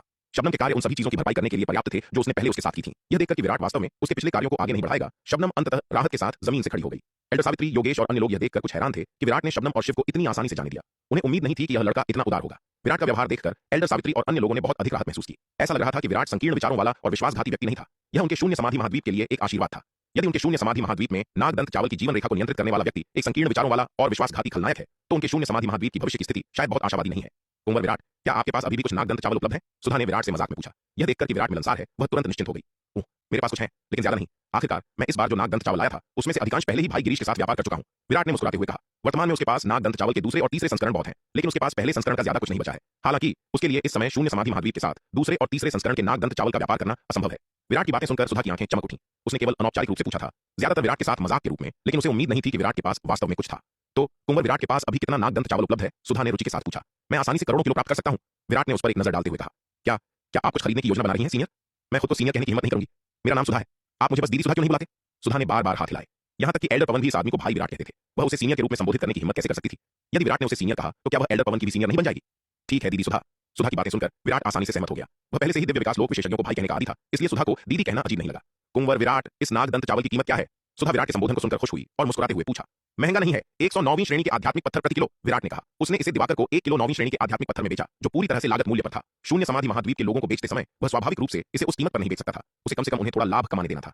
ओह, यह वास्तव में महंगा नहीं है। सुधा ने सहमति में सिर हिलाया। विराट की कीमत सुनकर एल्डर सावित्री और योगेश भी कुछ हैरान थे। उन्हें वास्तव में उम्मीद नहीं थी कि विराट उन्हें शून्य समाधि महाद्वीप के नागदंत चावल इतनी उचित कीमत पर बेचेगा, बिना शून्य समाधि महाद्वीप की स्थिति के कारण कीमत बढ़ाए। एल्डर सावित्री, चूंकि कुंवर विराट के पास अभी भी बहुत सारे नागदंत चावल हैं, तो हम कुछ क्यों नहीं खरीदते? यह आपकी ताकत को जल्द से जल्द अपने चरम पर वापस लाने में मदद करेगा। सुधा ने एल्डर सावित्री की ओर मुड़ते हुए कहा। हम ठीक है। सुधा की बातें सुनकर एल्डर सावित्री ने एक पल के लिए सोचा और अंत में सिर हिलाया। हालांकि उसे अपनी ताकत वापस पाने की जल्दी नहीं थी और उसने पहले सुधा और अन्य लोगों द्वारा उसे उधार दिए गए नागदंत चावल को स्वीकार करने से इनकार कर दिया था। वह किसी ऐसी चीज से इनकार नहीं करेगी जो उसकी ताकत को जल्दी बहाल कर सके, यदि वह इसे अलग से खरीद सकती है। कुंवर विराट, मेरे पास अभी कोई आध्यात्मिक पत्थर नहीं है। मुझे आश्चर्य है कि क्या आप अपने नागदंत चावल को किसी और चीज के बदले बदल सकते हैं? एल्डर सावित्री ने विराट से पूछा। जरूर, समान मूल्य की कोई भी चीज चलेगी, चाहे वह जादुई हथियार हो, पुतले हो, आध्यात्मिक जड़ी बूटियां हो या खनिज हो, आप उनका आदान प्रदान कर सकते हैं। भाई गिरीश और मैंने बहुत सारे सौदे किए हैं और उन्होंने हमेशा मेरे साथ आदान प्रदान करने के लिए जन्मजात जादुई हथियारों का उपयोग किया है। विराट ने कहा। वह पहले से ही जानता था कि शून्य समाधि महाद्वीप के आध्यात्मिक पत्थर बहुत पहले ही समाप्त हो चुके थे और यहां तक कि पिछले 10 लाख वर्षों में बनी नई आध्यात्मिक पत्थर की खदानें भी हड्डी दानव ऊर्जा से दूषित हो गई थीं। ये दूषित आध्यात्मिक पत्थर हालांकि उसके लिए सामान्य पत्थरों से अप्रभेद्य थे, सामान्य योद्धाओं के लिए घातक जहर थे। शून्य समाधि महाद्वीप के इन योद्धाओं के पास आमतौर पर लगभग कोई आध्यात्मिक पत्थर नहीं बचे थे। साधना तकनीकों और मार्शल आर्ट तकनीकों के बारे में क्या ख्याल है? एल्डर सावित्री ने एक पल के विचार के बाद पूछा। उसके पास एक भी आध्यात्मिक पत्थर नहीं था और जिस जादुई हथियार का वह उपयोग करती थी वह उसका जन्मजात जादुई हथियार था, जिसे वह संभवतः विनिमय नहीं कर सकती थी। वह देव स्तर की 7वीं मोहर की सीलिंग व्यू को स्थापित करने के लिए उपयोग किए जाने वाले जादुई हथियारों को तो नहीं हटा सकती थी। बदले में वह केवल साधना तकनीक और मार्शल आर्ट तकनीक ही दे सकती थी। यह संभव है, लेकिन यह इस बात पर निर्भर करता है कि आप किस स्तर की मार्शल आर्ट तकनीक प्रदान करती हैं। यदि यह दिव्य विकास लोक से नीचे है तो रहने दीजिए, विराट ने कहा। क्योंकि उसने बैंगनी तलवार संप्रदाय के खंडहरों के शास्त्र भंडार को खाली कर दिया था, तलवार संप्रदाय के पास अब दिव्य विकास लोक स्तर की मार्शल आर्ट तकनीकों की भी कमी नहीं थी। उसे नीचे वालों की तो बात ही छोड़िए। बिल्कुल, एल्डर सावित्री मुस्कुराई और बोली। मैं कुंवर विराट को दिव्य विकास लोक से नीचे की मार्शल आर्ट के साथ मूर्ख बनाने की कोशिश कैसे कर सकती हूं? मेरी तकनीक को नव विपत्ति दिव्य फिनिक्स विद्या कहा जाता है, एक ऐसी तकनीक जिसे नव विपत्ति लोक तक साधना के लिए इस्तेमाल किया जा सकता है। क्या? एक तकनीक जिसे नव विपत्ति लोक तक साधना के लिए इस्तेमाल किया जा सकता है? एल्डर सावित्री के शब्द सुनकर विराट तुरंत अचंभित रह गया। हालांकि उसने बैंगनी तलवार संप्रदाय के खंडहरों में कई महाविपत्ति लोक तकनीकों की खोज की थी, केवल बैंगनी आत्माशोधन गुप्त विद्या ही नव विपत्ति लोक तकनीक का मुकाबला कर सकती थी। हालांकि बैंगनी आत्माशोधन गुप्त विद्या सामान्य तकनीकों से अलग थी, क्योंकि यह आत्मा की साधना के लिए एक तकनीक थी। बैंगनी तलवार संप्रदाय के खंडहरों में यहां तक कि सबसे शीर्ष स्तरीय तकनीकें भी केवल 5वें या 6ठे विपत्ति लोक तक ही साधना की जा सकती थी। उदाहरण के लिए बैंगनी नव रहस्य विद्या, जिसे विराट के निर्मल अवतार ने साधना के लिए चुना था, उसे केवल 6ठे विपत्ति लोक तक ही साधना के लिए इस्तेमाल किया जा सकता था। बैंगनी नव रहस्य विद्या यकीनन बैंगनी तलवार संप्रदाय के खंडहरों में पाई जाने वाली सभी तकनीकों और कौशलों में सबसे उन्नत मार्शल आर्ट तकनीक है, जो केवल बैंगनी आत्माशोधन गुप्त विधि के बाद दूसरे स्थान पर है। अब एल्डर सावित्री इसके बदले में नव विपत्ति लोक तक पहुंचने में सक्षम तकनीक देने की पेशकश कर रही है, जिससे विराट पूरी तरह से आश्चर्यचकित रह गया। एल्डर सावित्री, क्या आप वास्तव में नव विपत्ति दिव्य फिनिक्स विद्या का आदान प्रदान करने जा रही हैं? पास खड़े योगेश पूछने से खुद को रोक नहीं पाए। दिव्य फिनिक्स संप्रदाय, जिससे एल्डर सावित्री संबंधित है, अपने सुनहरे दिनों में शून्य समाधि महाद्वीप के सबसे शक्तिशाली संप्रदायों में से एक था। नव विपत्ति दिव्य फिनिक्स विद्या संप्रदाय की सबसे शक्तिशाली तकनीक थी, एक सर्वोच्च खजाना जिसका शून्य समाधि महाद्वीप के अनगिनत योद्धा लालच करते थे। यहां तक कि संप्रदाय के प्रत्यक्ष शिष्यों में से भी बहुत कम लोगों को नव विपत्ति दिव्य फिनिक्स विद्या में निर्देश प्राप्त हुआ। लेकिन अब एल्डर सावित्री नागदंत चावल के बदले में इस सर्वोच्च तकनीक की पेशकश कर रही है। यह एक ऐसा दृष्टिकोण है जो उन्हें वास्तव में अविश्वसनीय लगता है। बिल्कुल, एल्डर सावित्री ने शांति से उत्तर दिया। आज के शून्य समाधि महाद्वीप में साधना तकनीकें और मार्शल आर्ट अब उतनी दुर्लभ नहीं रह गई हैं जितनी पहले थी। जब से हड्डी दानव वंश ने आक्रमण किया है, शून्य समाधि महाद्वीप के अनगिनत संप्रदाय उनके खिलाफ महान युद्ध में नष्ट हो गए हैं। शून्य समाधि महाद्वीप में अब साधना तकनीकों और मार्शल आर्ट की कमी नहीं है, बल्कि उन लोगों की कमी है जो उन्हें विरासत में प्राप्त करेंगे। कई उन्नत तकनीकें जिन्हें कभी सर्वोच्च खजाना माना जाता था, अब उन नष्ट हुए संप्रदायों के खंडहरों में आसानी से उपलब्ध हैं। इन वर्षों में कितने लोगों ने उन तकनीकों को इकट्ठा करने की जहमत उठाई है जिन्हें कभी सर्वोच्च खजाना माना जाता था। शून्य समाधि महाद्वीप की वर्तमान स्थिति को देखते हुए सबसे दुर्लभ संसाधन साधना संसाधन है। पर्याप्त संसाधनों के बिना सबसे उन्नत तकनीकें भी बेकार हैं। यदि विराट शून्य समाधि महाद्वीप का और पता लगाता और अधिक प्राचीन संप्रदायों की खोज करता, तो वह उसके साथ साधना तकनीकों के लिए नागदंत चावल का आदान प्रदान करने के लिए तैयार नहीं हो सकता था। एल्डर सावित्री का आत्मविश्वासपूर्ण उत्तर सुनकर योगेश जल्दी से उनके विचारों को समझ गए और आगे कुछ नहीं बोले। यदि साथी साधक सावित्री नागदंत चावल के बदले नव विपत्ति दिव्य फिनिक्स विद्या का आदान प्रदान करने को तैयार हैं, तो यह जूनियर स्वाभाविक रूप से बहुत खुश होगा। विराट ने मुस्कुराते हुए कहा। केवल पहले संस्करण के नागदंत चावल का नव विपत्ति लोक साधना तकनीक के लिए आदान प्रदान करना, विराट ऐसे सौदे को कैसे छोड़ सकता था? मेरा नाम सावित्री है, आप मुझे बस साथी साधक सावित्री कह सकते हैं। मुझे सीनियर कहने की कोई आवश्यकता नहीं है। एल्डर सावित्री ने उस पर एक नजर डालते हुए कहा। यहां तक कि एल्डर पवन भी इस बच्चे को भाई विराट कहते थे, इसलिए वह स्वाभाविक रूप से विराट के सामने एक सीनियर की तरह व्यवहार करने की हिम्मत नहीं करेगी। अन्यथा क्या वह बस खुद को विराट से उसे दीदी कहने के लिए नहीं कह सकती थी? इसलिए अंत में वह केवल विराट को उसे न की जा सकती थी। उदाहरण के लिए बैंगनी नक् योद्धा लालच करते थे। यहाँ तक कि संप्रदाय के प्रत्यक्ष शिष्यों में से भी बहुत कम लोगों को नव विपत्ति दिव्य फीनिक्स विद्या में निर्देश प्राप्त हुआ। लेकिन अब एल्डर सावित्री नागदंत चावल के बदले में इस सर्वोच्च तकनीक की पेशकश कर रही हैं। यह एक ऐसा दृष्टिकोण है जो उन्हें वास्तव में अविश्वसनीय लगता है। बिल्कुल, एल्डर सावित्री ने शांति से उत्तर दिया। आज के शून्य समाधि महाद्वीप में साधना तकनीकें और मार्शल आर्ट अब उतनी दुर्लभ नहीं रह गई हैं जितनी पहले थी। जब से हड्डी दानव वंश ने आक्रमण किया है, शून्य समाधि महाद्वीप के अनगिनत संप्रदाय उनके खिलाफ महान युद्ध में नष्ट हो गए हैं। शून्य समाधि महाद्वीप में अब साधना तकनीकों और मार्शल आर्ट की कमी नहीं है, बल्कि उन लोगों की कमी है जो उन्हें विरासत में प्राप्त करेंगे। कई उन्नत तकनीकें जिन्हें कभी सर्वोच्च खजाना माना जाता था, अब उन नष्ट हुए संप्रदायों के खंडहरों में आसानी से उपलब्ध हैं। इन वर्षों में कितने लोगों ने उन तकनीकों को इकट्ठा करने की जहमत उठाई है जिन्हें कभी सर्वोच्च खजाना माना जाता था। शून्य समाधि महाद्वीप की वर्तमान स्थिति को देखते हुए सबसे दुर्लभ संसाधन साधना संसाधन है। पर्याप्त संसाधनों के बिना सबसे उन्नत तकनीकें भी बेकार हैं। यदि विराट शून्य समाधि महाद्वीप का और पता लगाता और अधिक प्राचीन संप्रदायों की खोज करता, तो वह उसके साथ साधना तकनीकों के लिए नागदंत चावल का आदान प्रदान करने के लिए तैयार नहीं हो सकता था। एल्डर सावित्री का आत्मविश्वासपूर्ण उत्तर सुनकर योगेश जल्दी से उनके विचारों को समझ गए और आगे कुछ नहीं बोले। यदि साथी साधक सावित्री नागदंत चावल के बदले नव विपत्ति दिव्य फीनिक्स विद्या का आदान प्रदान करने को तैयार है, तो यह जूनियर स्वाभाविक रूप से बहुत खुश होगा। विराट ने मुस्कुराते हुए कहा, केवल पहले संस्करण के नागदंत चावल का नव विपत्ति लोक साधना तकनीक के लिए आदान प्रदान करना, विराट ऐसे सौदे को कैसे छोड़ सकता था? मेरा नाम सावित्री है, आप मुझे बस साथी साधक सावित्री कह सकते हैं। मुझे सीनियर कहने की कोई आवश्यकता नहीं है। एल्डर सावित्री ने उस पर एक नजर डालते हुए कहा। यहाँ तक कि एल्डर पवन भी इस बच्चे को भाई विराट कहते थे, इसलिए वह स्वाभाविक रूप से विराट के सामने एक सीनियर की तरह व्यवहार करने की हिम्मत नहीं करेगी। अन्यथा क्या यह एल्डर पवन से एक पीढ़ी ऊपर होने का अनुमान लगाना नहीं होगा? हालांकि वह स्वभाव से संकोची थी और सुधा की तरह नहीं थी, जो मासूम और जीवंत थी। वह बस खुद को विराट से उसे दीदी कहने के लिए नहीं कह सकती थी, इसलिए अंत में वह केवल विराट को उसे साथी साधक कहने दे सकती थी। ठीक है साथी साधक सावित्री, विराट ने अभिवादन में हाथ जोड़कर कहा। कुंवर विराट, मुझे पहले ही समझा देना चाहिए कि हालांकि जिस नव विपत्ति दिव्य फीनिक्स विद्या का मैं उल्लेख कर रही हूं, वह एक सर्वोच्च साधना विधि है जिसे नव विपत्ति लोक तक अभ्यास किया जा सकता है। लेकिन मैं आपको अभी जो सिखा सकती हूं, वह केवल महाविपत्ति लोक से नीचे का हिस्सा है। यदि आप तकनीक के बाद के चरणों में रुचि रखते हैं, तो आप दिव्य फीनिक्स संप्रदाय में आगे के निर्देश प्राप्त कर सकते हैं, एल्डर सावित्री ने कहा। हालांकि वह दिव्य विकास लोक के शिखर पर एक शीर्ष स्तरीय विशेषज्ञ थी, वह केवल महाविपत्ति लोक से नीचे की ऐसी सर्वोच्च तकनीक का हिस्सा सिखा सकती थी। जहां तक महाविपत्ति लोक से ऊपर के भागों की बात है, वह अपने वर्तमान साधना स्तर के साथ उन्हें पढ़ाने में असमर्थ थी। कोई बात नहीं, विराट बिना किसी हिचकिचाहट के सहमत हो गया।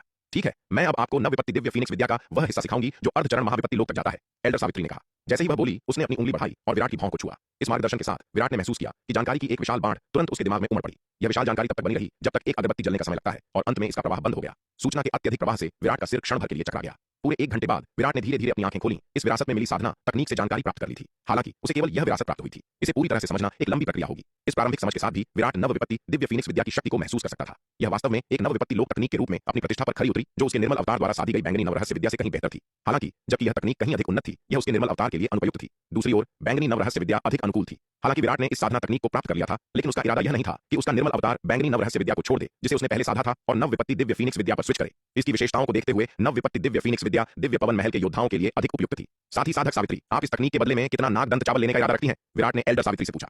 हम बस इसे 50 अरब 9वीं श्रेणी के आध्यात्मिक पत्थरों में बदल दो और मुझे दे दो, एल्डर सावित्री ने एक पल के विचार के बाद कहा। वर्तमान में साधना तकनीकें और मार्शल आर्ट शून्य समाधि महाद्वीप पर सबसे कम मूल्यवान चीजें हैं। उसे डर था कि बहुत अधिक कीमत की पेशकश करने से विराट डर जाएगा। वह विराट के साथ एक बार का सौदा नहीं करना चाहती थी, क्योंकि शून्य समाधि महाद्वीप पर मुहर के नीचे हड्डी दानव वंश को धीरे धीरे निपटाया जा रहा था। शून्य समाधि महाद्वीप अंततः सामान्य हो जाएगा, और विराट के पास मौजूद नागदंत चावल शून्य समाधि महाद्वीप के योद्धाओं के लिए एक बहुत ही महत्वपूर्ण संसाधन था। यदि विराट नव विपत्ति दिव्य फीनिक्स विद्या में रुचि रखता था, तो वह तकनीक की ओर विरासत प्राप्त करने के लिए दिव्य फीनिक्स संप्रदाय में भी जा सकता है, जिससे और भी अधिक कमाई हो सकती है। एक स्थिर दीर्घकालिक व्यवसाय पैसा कमाने का सबसे अच्छा तरीका है। ठीक है, कोई बात नहीं, विराट एल्डर सावित्री की बातें सुनकर आसानी से सहमत हो गया। हालांकि एल्डर सावित्री ने उसे जो नव विपत्ति दिव्य फीनिक्स विद्या सिखाई थी, वह केवल महाविपत्ति लोक से नीचे का हिस्सा थी। फिर भी 50 अरब 9वीं श्रेणी के आध्यात्मिक पत्थर एक सौदा था। शक्ति सिंधु महाद्वीप पर एक तकनीक जिसे दिव्य विकास लोक के प्रारंभिक चरण तक साधा जा सकता था, उसकी कीमत 5 अरब से अधिक 9वीं श्रेणी के आध्यात्मिक पत्थर होगी। एक ऐसी तकनीक की तो बात ही छोड़िए जिसे अर्धचरण महाविपत्ति लोक तक साधा जा सकता है।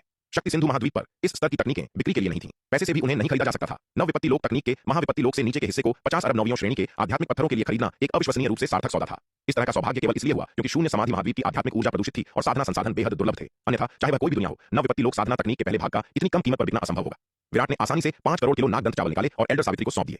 यह देखकर योगेश, शिव, शबनम और अन्य लोग ललचाने से खुद को रोक नहीं पाए। वे सभी बोल पड़े। अपनी साधना तकनीकों को विराट से नागदंत चावल के बदले में बदलना चाहते थे। आखिरकार अपनी साधना तकनीकों को देने से उन्हें एक पैसा भी खर्च नहीं करना पड़ेगा। यह अनिवार्य रूप से एक जोखिम मुक्त सौदा था। जब शून्य समाधि महाद्वीप अभी भी सामान्य था, तो कोई भी योद्धा या संप्रदाय अपनी साधना तकनीकों को संजो कर रखता था और उन्हें कभी आसानी से नहीं बेचता था। लेकिन दुर्भाग्य से शून्य समाधि महाद्वीप अब सामान्य स्थिति में नहीं था। क्या तुमने नहीं देखा? एल्डर सावित्री ने भी दिव्य फीनिक्स संप्रदाय की सबसे कीमती कलाकृति नव विपत्ति दिव्य फीनिक्स विद्या को बाहर निकाल दिया। उनके पास छिपाने के लिए और क्या है? मैं नागदंत चावल खरीदने की हर किसी की इच्छा को समझता हूं, लेकिन दुर्भाग्य से मेरे पास अब और नहीं बचा है। भीड़ के भारी उत्साह का सामना करते हुए विराट ने जल्दी से समझाया, यदि आप वास्तव में कुछ चाहते हैं तो अगली बार तक प्रतीक्षा करें। कुंवर विराट, ये मेरा संदेश यंत्र है। यदि आप अगली बार शून्य समाधि महाद्वीप आते हैं तो मुझसे संपर्क करना याद रखें। शबनम ने एक संदेश यंत्र निकाला और उसे विराट को सौंप दिया। एक चापलूसी भरे भाव के साथ कहा। यदि विराट उसके साथ अकेले समय बिताने को तैयार होता, तो अपने मोहक कौशल के साथ उसे पूरा भरोसा था कि वह उसे मोहित कर सकती है। यदि वह विराट जैसे शक्तिशाली व्यक्ति का पक्ष प्राप्त कर सकती थी, तो भविष्य में उसके पास अनिवार्य रूप से अनगिनत साधना संसाधन होंगे। इसके अलावा अगर विराट उसकी सुंदरता पर मोहित हो जाता, तो शून्य समाधि महाद्वीप में उसकी स्थिति निस्संदेह काफी बढ़ जाएगी। न केवल कोई उसे कम आंकने की हिम्मत नहीं करेगा, बल्कि एल्डर पवन, एल्डर शेखर और एल्डर लक्ष्मण भी संभवतः उसे नाराज करने में संकोच करेंगे। ठीक है, विराट ने शबनम से संदेश यंत्र स्वीकार किया और सिर हिलाया। ये देखकर शबनम मन ही मन बहुत खुश हुई। ऐसा लग रहा था कि योजना उम्मीद से ज्यादा सुचारू रूप से आगे बढ़ रही थी। हालांकि जैसे ही शबनम को गर्व महसूस हो रहा था, एल्डर सावित्री ने उस पर एक नजर डाली और शांति से कहा, शबनम, बेहतर होगा कि तुम अपनी छोटी योजनाओं को दूर रखो, अन्यथा न केवल एल्डर शेखर बल्कि मैं भी तुम्हें नहीं बख्शूंगी। एल्डर सावित्री को शबनम के चरित्र पर बिल्कुल भरोसा नहीं था। यदि विराट वास्तव में उससे मोहित हो गया तो यह निश्चित रूप से शून्य समाधि महाद्वीप के लिए अच्छी बात नहीं होगी। यह बच्चा मूर्ख था, उसे अंदाजा नहीं था कि शबनम कितनी शक्तिशाली है। फिर भी उसने उसका संदेश यंत्र स्वीकार करने की हिम्मत की। यदि विराट शबनम के हाथों में पड़ गया तो एल्डर सावित्री को विश्वास नहीं था कि विराट अपनी मामूली साधना के साथ शबनम की अविश्वसनीय रूप से शक्तिशाली मोहक कलाओं का विरोध कर सकता है। एक बार जब विराट ने घुटने टेक दिए तो शबनम के नियंत्रण से बचना लगभग असंभव होगा। उस समय विराट पूरी तरह से शबनम की दया पर होगा, उसके हर आदेश का पालन करेगा। एल्डर सावित्री, आप मजाक कर रही हैं। मैं कुंवर विराट के प्रति कोई बुरा इरादा रखने की हिम्मत कैसे कर सकती हूँ? एल्डर सावित्री की बातें सुनकर शबनम का दिल बैठ गया। उसने जल्दी से जबरदस्ती मुस्कुराते हुए कहा, एल्डर सावित्री, आप मजाक कर रही हैं। मैं कुंवर विराट पर कोई भी डोरे डालने की हिम्मत कैसे कर सकती हूँ? हालांकि वह पहले ही दिव्य विकास लोक के बाद के चरण में पहुंच चुकी थी। फिर भी वह एल्डर सावित्री जैसे शीर्ष विशेषज्ञ के सामने थोड़ी भी लापरवाही करने की हिम्मत नहीं करती थी, जो दिव्य विकास लोक के शिखर पर थी। भले ही एल्डर सावित्री अपनी चरम सीमा तक ठीक नहीं हुई थी, फिर भी उसे मारना मुश्किल नहीं होगा। वही सबसे अच्छा है। एल्डर सावित्री ने उस पर एक नजर डाली और उदासीनता से कहा। यह देखकर विराट को यह कुछ मनोरंजक लगने से खुद को नहीं रोक पाया। ऐसा लग रहा था कि शबनम और एल्डर सावित्री दोनों उसे एक सीधा साधा मूर्ख मानते थे। हालांकि उसने शबनम से संदेश यंत्र स्वीकार कर लिया था, लेकिन वह इतना मूर्ख नहीं होगा कि उससे अकेले संपर्क करे। शबनम द्वारा अभी उसका पीछा किया गया था और वह अपना सबक इतनी जल्दी नहीं भूलेगा। हालांकि विराट एल्डर सावित्री के कार्यों के लिए काफी आभारी था। कम से कम वह महिला बुरी इंसान नहीं थी। एल्डर सावित्री को उम्मीद नहीं थी कि उनके कार्यों से विराट पर इतना अच्छा प्रभाव पड़ेगा, और यह वास्तव में उनके आज के शब्दों के कारण ही था कि उनके भाग्य में एक जबरदस्त बदलाव आया था। उसके बाद विराट कहीं और नहीं गया बल्कि 7वीं देव स्तर की मोहर पर एल्डर शेखर के आगमन की प्रतीक्षा करने लगा। इस घटना के बाद वह समझने लगा कि जैसे जैसे शून्य समाधि महाद्वीप में अधिक से अधिक मोहरें टूटती जाएंगी, उसके लिए शून्य समाधि महाद्वीप में घूमना जारी रखने का खतरा भी बढ़ता जाएगा। पिछले कुछ दिनों से विराट एल्डर सावित्री द्वारा सिखाई गई नव विपत्ति दिव्य फीनिक्स विद्या का अध्ययन कर रहा था। जब भी उसे संदेह होता तो वह सीधे एल्डर सावित्री से सलाह लेता। हालांकि वह खुद नव विपत्ति दिव्य फीनिक्स विद्या को साधने की योजना नहीं बना रहा था, लेकिन वह इसे समझ सकता था और फिर इसे चंपा को दे सकता था। चंपा पहले ही आरोहण लोक के शिखर पर पहुंच चुकी थी और उसे जल्द ही एक नई साधना तकनीक की आवश्यकता होगी। दिव्य पवन महल की सर्वोच्च तकनीक दिव्य फीनिक्स गहन आत्मा रहस्य ग्रंथ केवल दिव्य विकास लोक के प्रारंभिक चरण तक ही साधी जा सकती थी। उससे आगे उसे साधना जारी रखने के लिए एक नई तकनीक की आवश्यकता थी। नव विपत्ति दिव्य फीनिक्स विद्या चंपा के लिए पूरी तरह से उपयुक्त थी। आखिरकार चंपा ने फीनिक्स से संबंधित एक रक्त वंश को जागृत किया था और यह नव विपत्ति दिव्य फीनिक्स विद्या दिव्य फीनिक्स गहन आत्मा रहस्य ग्रंथ की तरह फीनिक्स की विशेषताओं के आधार पर बनाई गई थी। इसके अलावा नव विपत्ति दिव्य फीनिक्स विद्या स्तर में दिव्य फीनिक्स गहन आत्मा रहस्य ग्रंथ से कई गुना अधिक थी। जब विराट ने मार्गदर्शन मांगा तो एल्डर सावित्री ने बिना किसी आरक्षण के उत्तर दिया। नव विपत्ति दिव्य फीनिक्स विद्या में अपनी सभी अंतर्दृष्टि साझा की। विराट को पढ़ाते समय एल्डर सावित्री उसकी असाधारण समझ से पूरी तरह से चकित थी। यह युवक केवल एक बात के चरण का महान क्षेत्र योद्धा था, फिर भी मार्शल आर्ट के बारे में उसकी समझ इतनी गहरी थी। कुछ क्षेत्रों में विराट की अंतर्दृष्टि उनकी खुद की अंतर्दृष्टि से भी बेहतर थी। यह आदान प्रदान उनके द्वारा विराट को निर्देश देने के बारे में कम और आपसी सत्यापन के बारे में अधिक था। उनकी बातचीत के दौरान एल्डर सावित्री को भी काफी प्रेरणा मिली। कई चीजें जो वह पहले नहीं समझती थीं, उनकी चर्चा के बाद अचानक स्पष्ट हो गई। जैसे जैसे उनकी बातचीत गहरी होती गई, एल्डर सावित्री का उत्साह और रुचि बढ़ती गई। बाद में उनकी चर्चा नव विपत्ति दिव्य फीनिक्स विद्या से आगे बढ़कर मार्शल आर्ट दर्शन के विभिन्न पहलुओं तक फैल गई। जैसे जैसे वे बात करते गए, एल्डर सावित्री ने अक्सर प्रश्न पूछे और विराट ने उत्तर दिया, जबकि विराट ने एल्डर सावित्री से सलाह कम और कम मांगी। विराट ने पाया कि नव विपत्ति दिव्य फीनिक्स विद्या में उसकी श्रेष्ठ महारत के अलावा एल्डर सावित्री की मार्शल आर्ट की समझ वास्तव में काफी कम थी। विराट के लिए, जिसे अनंत अराजकता सम्राट तकनीक की सर्वोच्च तकनीक प्राप्त हुई थी, बहुत कम लोग मार्शल आर्ट की उसकी समझ का मुकाबला कर सकते थे। इसके अलावा हरित के लगातार असंख्य लोगों और महाविपत्ति लोक और अमर लोक के दांव लोगों के बारे में डींग मारने के साथ विराट की मार्शल आर्ट की समझ वास्तव में अधिकांश से बेहतर थी। जैसे जैसे उनकी चर्चा गहरी होती गई, योगेश, सुधा, यमुना, शिव और शबनम भी सुनने के लिए इकट्ठा हो गए। एल्डर सावित्री और विराट के बीच की बहस उनके लिए भी बहुत फायदेमंद थी। जितना अधिक उन्होंने सुना, विराट के लिए उनकी प्रशंसा उतनी ही गहरी होती गई। यहाँ तक कि विराट की ओर एल्डर सावित्री की नजर भी और अधिक आश्चर्यचकित हो गई। आखिर यह लड़का कौन था? केवल एक बात के चरण की महान क्षेत्र साधना के साथ मार्शल आर्ट की उसकी समझ आश्चर्यजनक रूप से गहरी थी। सौभाग्य से शबनम ने कोई घातक गलती नहीं की थी। यदि शबनम ने वास्तव में विराट को मार दिया होता तो यह शून्य समाधि महाद्वीप के लिए अकल्पनीय विनाश लाता। विराट एकमात्र बात के चरण का महान क्षेत्र योद्धा पहले से ही मार्शल आर्ट में इतनी गहरी अंतर्दृष्टि रखता था। इससे पता चलता था कि उसके संप्रदाय की शक्ति कितनी भयानक होगी, और विराट की समझ के उच्च स्तर को देखते हुए उसके संप्रदाय के भीतर उसकी स्थिति बहुत ऊंची होनी चाहिए। उसके गुरु या एल्डर्स को कम से कम महाविपत्ति लोक के शक्तिशाली व्यक्ति होना चाहिए। इस स्तर तक पहुंचने के लिए विराट को जिस स्तर की साधना की आवश्यकता थी, वह पहले या दूसरे विपत्ति लोक विशेषज्ञ की क्षमताओं से परे थी। इसके लिए कम से कम तीसरे विपत्ति लोक विशेषज्ञ की आवश्यकता होगी। उनके शून्य समाधि महाद्वीप में तीसरे विपत्ति लोक विशेषज्ञ के शिष्य को मारने के परिणाम रोंगटे खड़े कर देने वाले थे। एल्डर सावित्री ने इस पर विचार किया और शबनम और अन्य लोगों ने भी। शबनम कांप उठी, गुप्त रूप से राहत महसूस कर रही थी कि उसने विराट को पूरी तरह से नाराज नहीं किया था। अन्यथा भले ही शून्य समाधि महाद्वीप के लोग उसे जाने दें, विराट का संप्रदाय निश्चित रूप से नहीं छोड़ेगा और वह अंततः निश्चित मृत्यु का सामना करेगी। यह सोचते हुए शबनम ने एल्डर सावित्री के प्रति कृतज्ञता की एक लहर महसूस की। यदि एल्डर सावित्री ने हस्तक्षेप नहीं किया होता तो परिणाम अप्रत्याशित होते। शुरुआत में एल्डर पवन, एल्डर शेखर और एल्डर लक्ष्मण की वजह से हर कोई केवल विराट को एक समान मानता था। हालांकि मार्शल आर्ट में विराट की अद्वितीय अंतर्दृष्टि और उसकी बेजोड़ समझ को देखने के बाद उसके लिए सभी का सम्मान वास्तविक था। मार्शल आर्ट में विराट की आश्चर्यजनक उपलब्धियां एल्डर पवन, एल्डर शेखर और एल्डर लक्ष्मण से बहुत कम नहीं थी। ऐसी अद्वितीय प्रतिभा की भविष्य की उपलब्धियां बस अकल्पनीय थीं। कुछ दिनों बाद एल्डर शेखर आखिरकार आ गए। हालांकि अमर स्तर की मोहर 7वीं देव स्तर की मोहर से अविश्वसनीय रूप से दूर थी। एल्डर शेखर एक शीर्ष स्तरीय अर्धचरण महाविपत्ति लोक विशेषज्ञ के रूप में आश्चर्यजनक उड़ान गति करते थे। एल्डर शेखर के आगमन को देखकर एल्डर सावित्री, योगेश, सुधा, यमुना, शिव और शबनम सभी ने एल्डर शेखर को सम्मानपूर्वक प्रणाम किया और अत्यंत आदर के साथ उनका स्वागत किया। एल्डर शेखर ने उन्हें प्रणाम करने वाले लोगों की ओर देखा तक नहीं, उन्होंने विराट को मुट्ठी बांधकर प्रणाम किया और कहा, भाई विराट, मुझे देर हो गई, आपको चौंकाने के लिए मुझे खेद है। एल्डर शेखर, आप मुझे शर्मिंदा कर रहे हैं। विराट ने जल्दी से अभिवादन वापस किया। भाई विराट, उन्होंने आपके साथ कुछ ज्यादा तो नहीं किया है ना? एल्डर शेखर ने विराट की ओर देखते हुए पूछा। जैसे ही वह बोले, उनकी नजर एल्डर सावित्री, योगेश, शिव और शबनम पर पड़ी। उस ठंडी नजर के नीचे एल्डर सावित्री जैसे शिखर दिव्य विकास लोक विशेषज्ञ को भी अपनी रीढ़ में सिहरन महसूस हुई। जहां तक अन्य लोगों की बात है, वे ठंडे पसीने से तरबतर हो गए, डर के मारे कांपने लगे। विशेष रूप से शिव और शबनम को अपने पैर कमजोर महसूस हुए और उन्होंने अपना संतुलन लगभग खो दिया। नहीं नहीं, विराट ने यह सुनकर बार बार हाथ हिलाए। मेरी पहचान उजागर करने के बाद आप सभी साथ